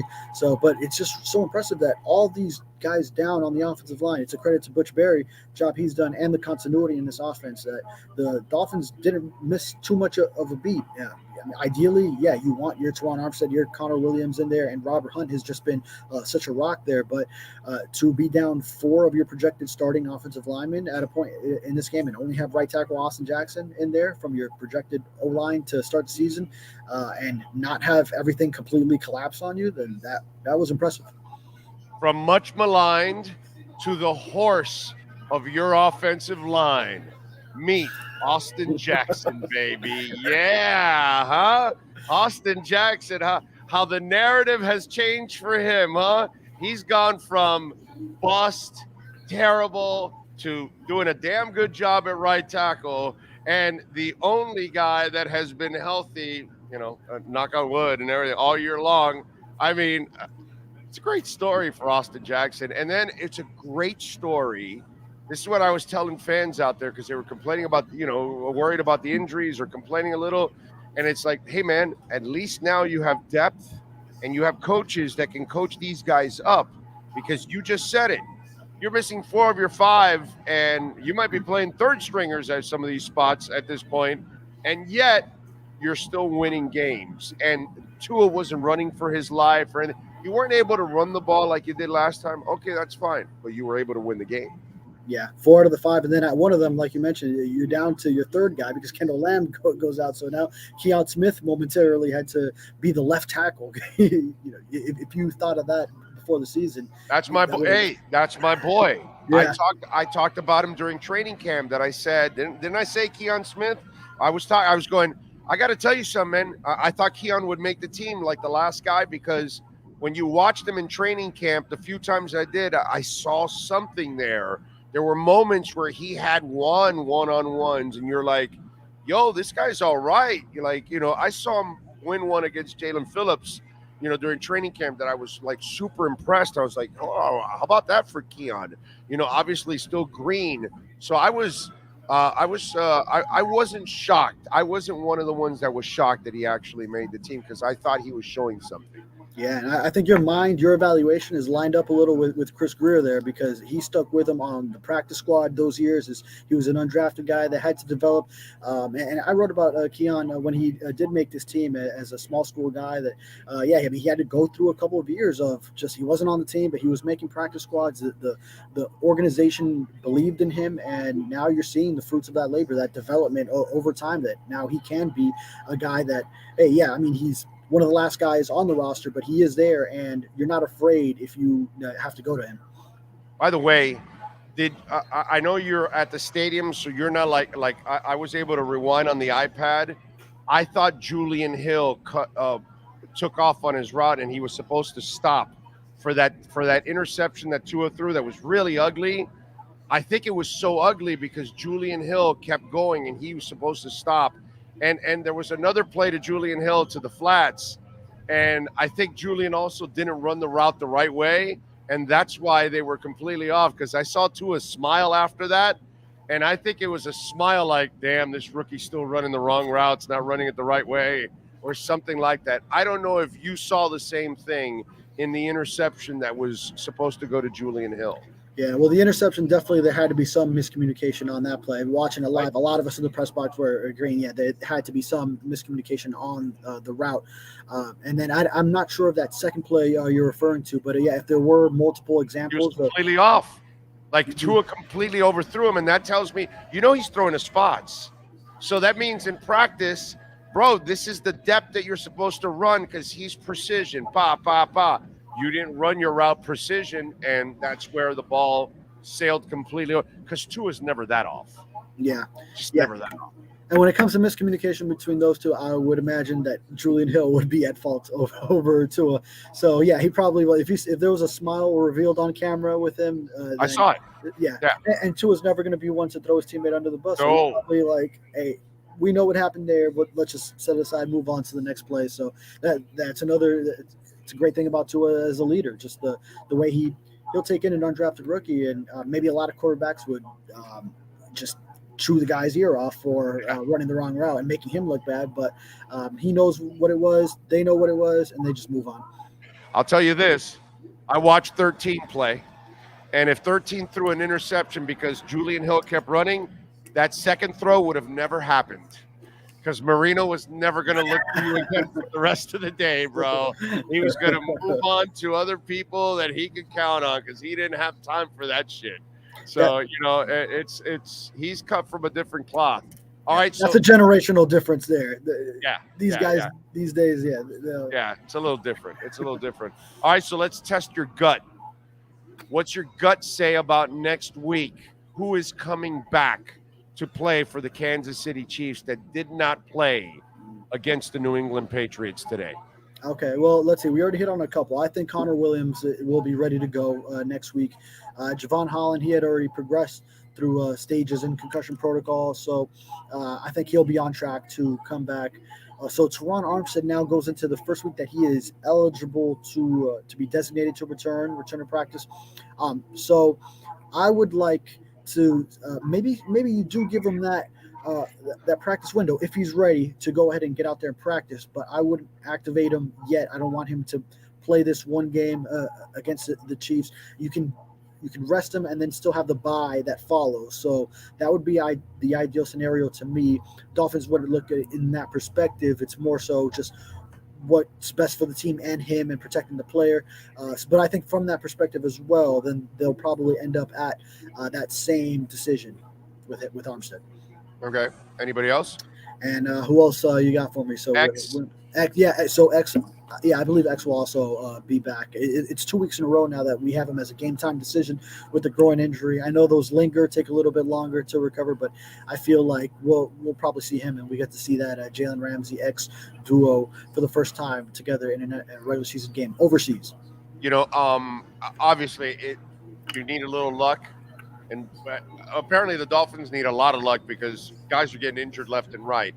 But if you do get X back, one of the things I talked about in the pregame show with Ramsey coming back now, I think we're now, and by the way, I think Holland will clear concussion protocol too, I think, this week and come back. Do you think so also?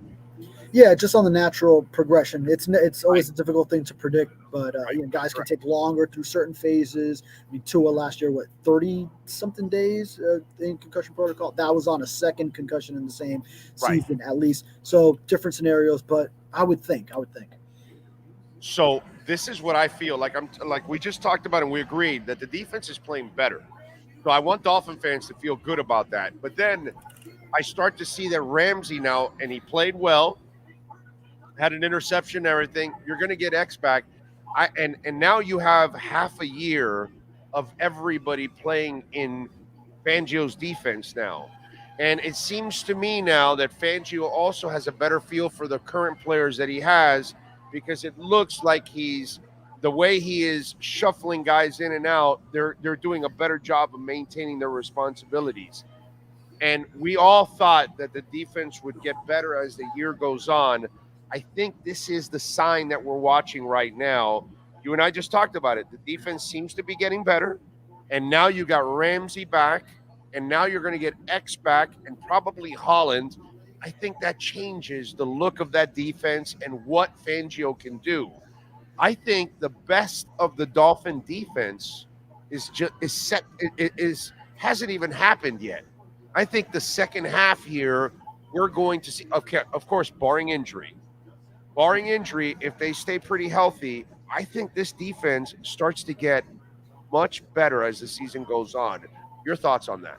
Yeah, I mean, you had to go through so much without Ramsey, without certain guys. So it's almost like for a weightlifting analogy, when you got two plates on there, and then all of a sudden you take one of them off each side. Now all of a sudden it's so much easier to lift. That's what it's going to feel like when you had to do it one way, where it was so much more difficult, and then now Ramsey's back in the fold, and then now you're going to get X. It's just going to feel so much easier after a lot of guys that were forced into the fire then have gotten that experience, and then now some of them, they don't have to play as big of a role, like a Cater Cole, who can be the nickel corner, and he doesn't have to be relied on as like the top guy like he was in Philadelphia. Exactly.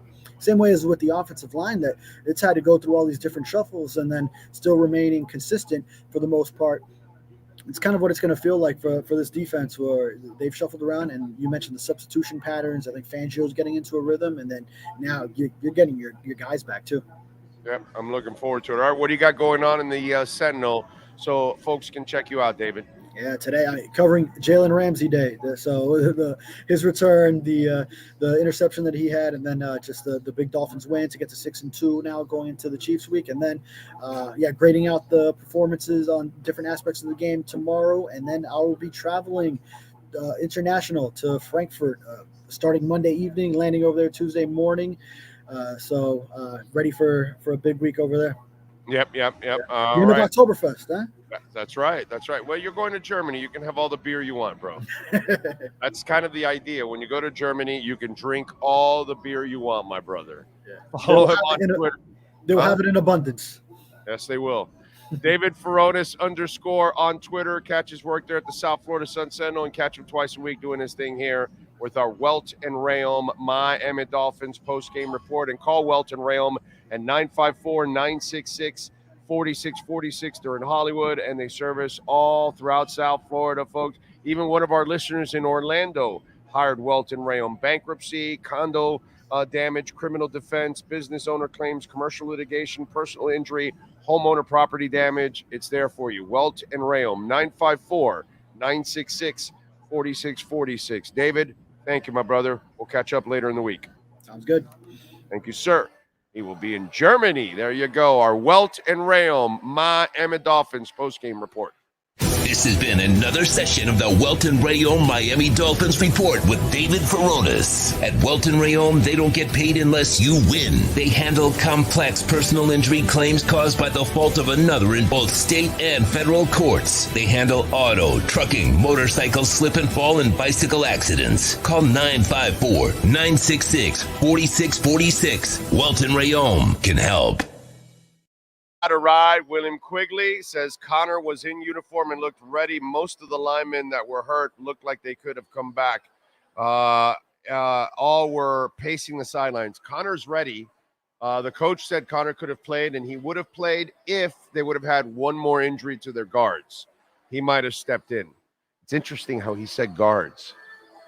He didn't say center, which obviously if Liam gets injured, but if he would have put him in even a guard, just to put him in there. And that way he doesn't also have to carry the burden of center when he comes back. So that's kind of the deal. But I'm with you. And that's why, William, I think a lot of guys are being saved for this week against Kansas City.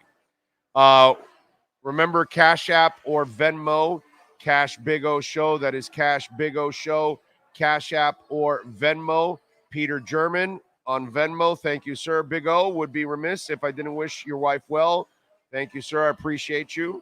Hopefully everything will go well. She'll have her operation tomorrow, and we'll get that thing fixed. Rod Romero, thank you, sir. Says Big O, prayers for your wife. Great job today. Thank you. I appreciate that. That's very kind of you all. Thank you. Let's see. That is Venmo. Let me check the Cash App, Cash Big O Show. And remember, you can make a Bitcoin donation, which is always my favorite donation. John C. on the Super Chat. Play these guys. Game is super important. If they have a setback, they have a bye week to get healthy. John, I think they're going to do that anyway. You know what I mean? But I think they've been saving them for this game, and they have taken the precautionary approach to all of these injuries. Doesn't matter who you are. And I think that's the smart thing to do. You know, maybe they learned their lesson. Sean and I talked about this in the pregame show with Teron Armstead, that he played with so many injuries last year, and this is why they're not rushing him back nearly like they did before, even though the poor man just has terrible luck, is really what it's all about. Jesus, he has terrible luck. What do you got, Sean? No, I want to say, and also it's not just getting them back to play. It's, you know, if it's a nagging injury, you don't want to be a guy in there with a groin injury. You make it even worse by playing him. I mean, you know what I'm saying? It's like hard to move, man. As you said, they learned a lot from last year, I think as what bodies can do, and listening to players too as well. Yeah. Because I'm sure, you know, Xavier, like I said, Xavier Howard would have played probably last game. He was mad on the sidelines from everything we've heard because he wasn't in. Did that change anything about today? No, he's out again. Right. You know, so I mean, they're learning how to, I guess, be like, hey, we're gonna make sure we take care of you. Even if you're not gonna take care of yourself, we'll take care of you. And they have depth this year.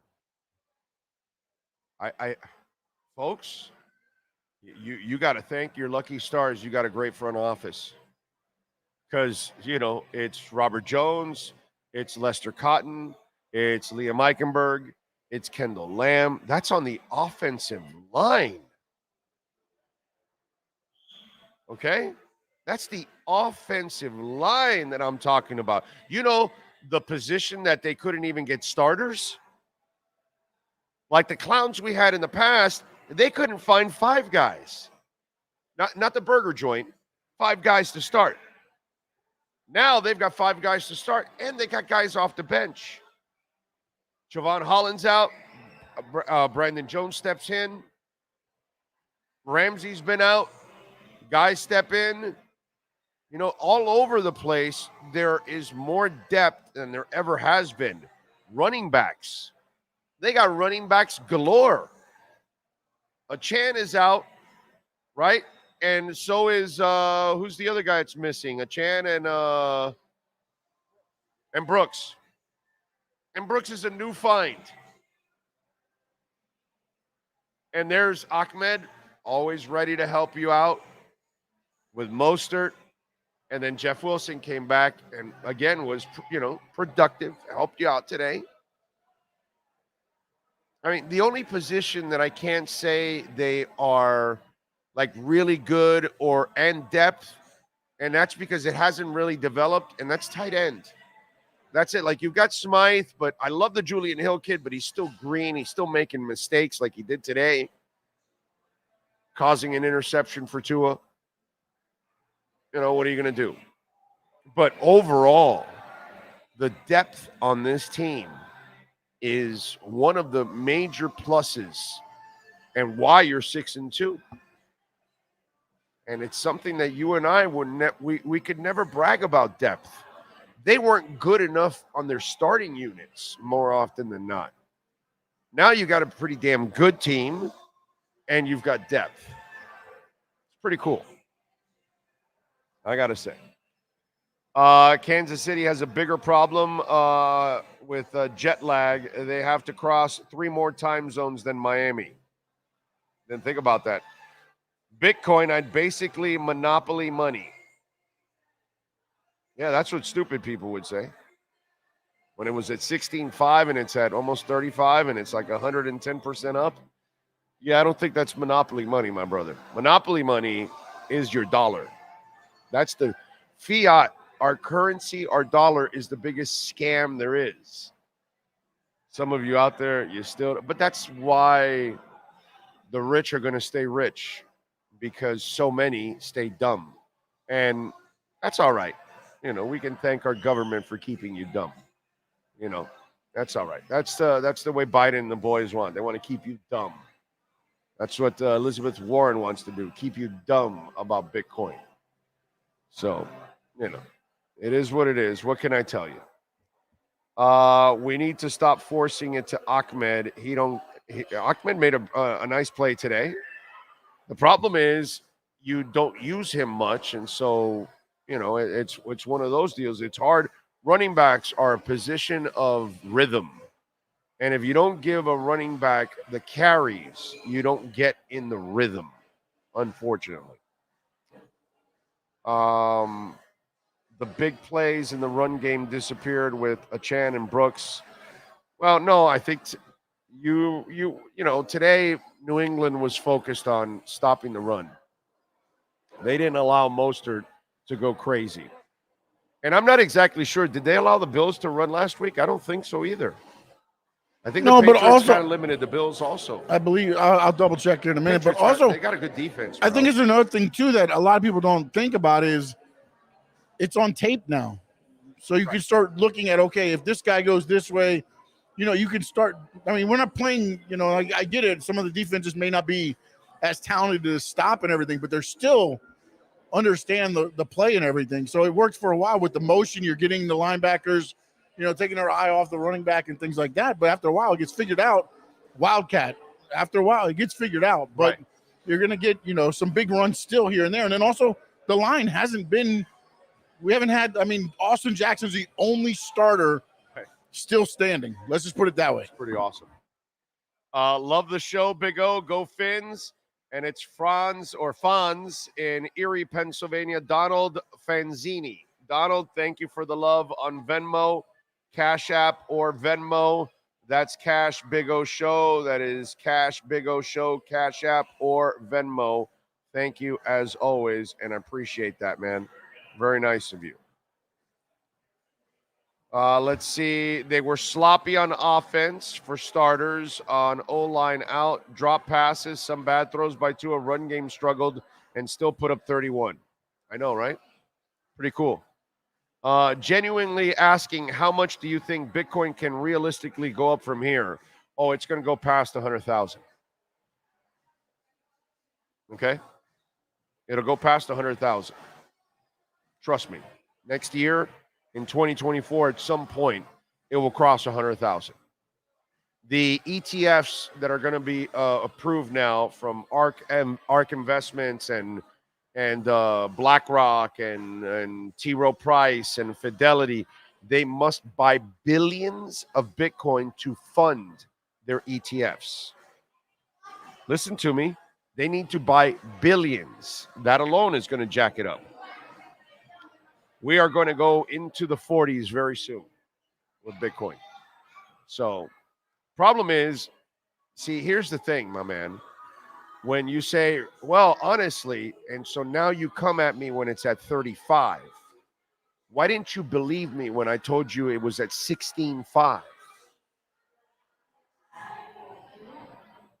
And that's the problem, that they keep you stupid. And then when you start to find out about it, Bitcoin's at 60. And then that's when you start investing, when it's in 60 and 70, and you don't double your money until you get to 120, 140. And it'll get there. Oh, Bitcoin's going to go up. It's going to be several $100,000 when it's all said and done. There's only 21 million. About 2 million or 3 million are already lost. So you're down to about 18, 19 million.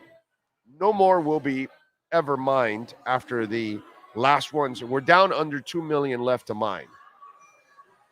And a lot of it is already held by a lot of people. So there's not going to be a lot left for others. So as it gets fractionalized, the value, unlike the dollar, that they fractionalize it because they keep printing more and more and more, which then kills the value, this will only increase the value. Because you're only selling the same dollar, but you're only selling the same coin, but you're only selling smaller and smaller and smaller pieces of it for more and more money. So it would only build value. So Ethereum will blow up, you know, Polygon. There are many, many, many, many companies that are going to blow up because many of you don't understand, like what you just asked me. Like when you asked me, what do you think Bitcoin's going to go to? I know that you're a newbie and a novice and you know nothing about what's going on. And what you don't realize is that Cardano and Polkadot and all of these kind of companies are all hubs where you're going to have, like, let's say my man William Quigley is watching right now, if he's still watching. Well, he's going to move, okay, his company to the blockchain when it's all said and done. Cutter's Edge Pro will be on the blockchain eventually. Everybody will be on the blockchain. Because that's going to be the new internet, because it's the most secured internet now that there is out there. And it will allow the consumer to be protected. It will allow the business person like William Quigley to be protected. That's kind of the way it goes. But people don't understand that because right now it's the same thing as when the internet started. And nobody knew what the internet was back in the early 90s to mid-90s, and everybody thought it was a joke. And all that, and it would never amount to anything, and your entire life revolves around the internet. Your entire life will revolve around blockchain, Web3, and crypto. Everything that you're going to be doing will be that. I've been telling you this for how long now? A couple of years? I keep repeating this. And it's coming to a head. So you shall see. And then I'm going to tell you, I told you so, I told you so, and I told you so. And I already told you so, because I told you when it was at 16.5. But you had idiots thinking that it was going to go down to 8 or 10. And you didn't buy the dip, and now it's at 35, which you would have been already making over 100% of your money back in your investment. It's pretty awesome. Pretty awesome. There's no other asset in the world where you're over 110% this year. None. Mr. Big O, happy the Dolphins won. Next week is another big challenge. Go Dolphins from Nicaragua. Thank you, sir. And let's go, Brandon. Our economy riles of strength for our dollar globally. Bitcoin is trouble, brother. Samson, you wouldn't know your asshole. You couldn't find it with a funnel, my brother. Okay? By the way, the GDP was 4.9% this past month, which is actually really good. Oh, thanks again for being so kind today at Walk-Ons. Juice, thank you for coming by, brother. I appreciate it. It was great to meet you. Finally kind of put the face to the name. Roberto Di Maria, Orlando, you ain't going to need all that money. Messiah is coming soon, brother. Jesus Christ is King. Praise the Lord. Sam Cavison, thank you for the love on the super chat. Big O, how do you think our defense is going to perform against another dual threat QB after we failed against Allen and Hurts? Sam, we will find out. But I think they're better. And if you have X and Ramsey, I like my chances a little bit more. Okay? So that's the one thing. You are going to get X back. I think you're going to get Holland back. So you'll have Holland, X, and Ramsey for the first time in the same secondary. And let me tell you something. If Brandon Jones doesn't have a concussion, he's able to come back. And maybe you can start getting him next to Holland.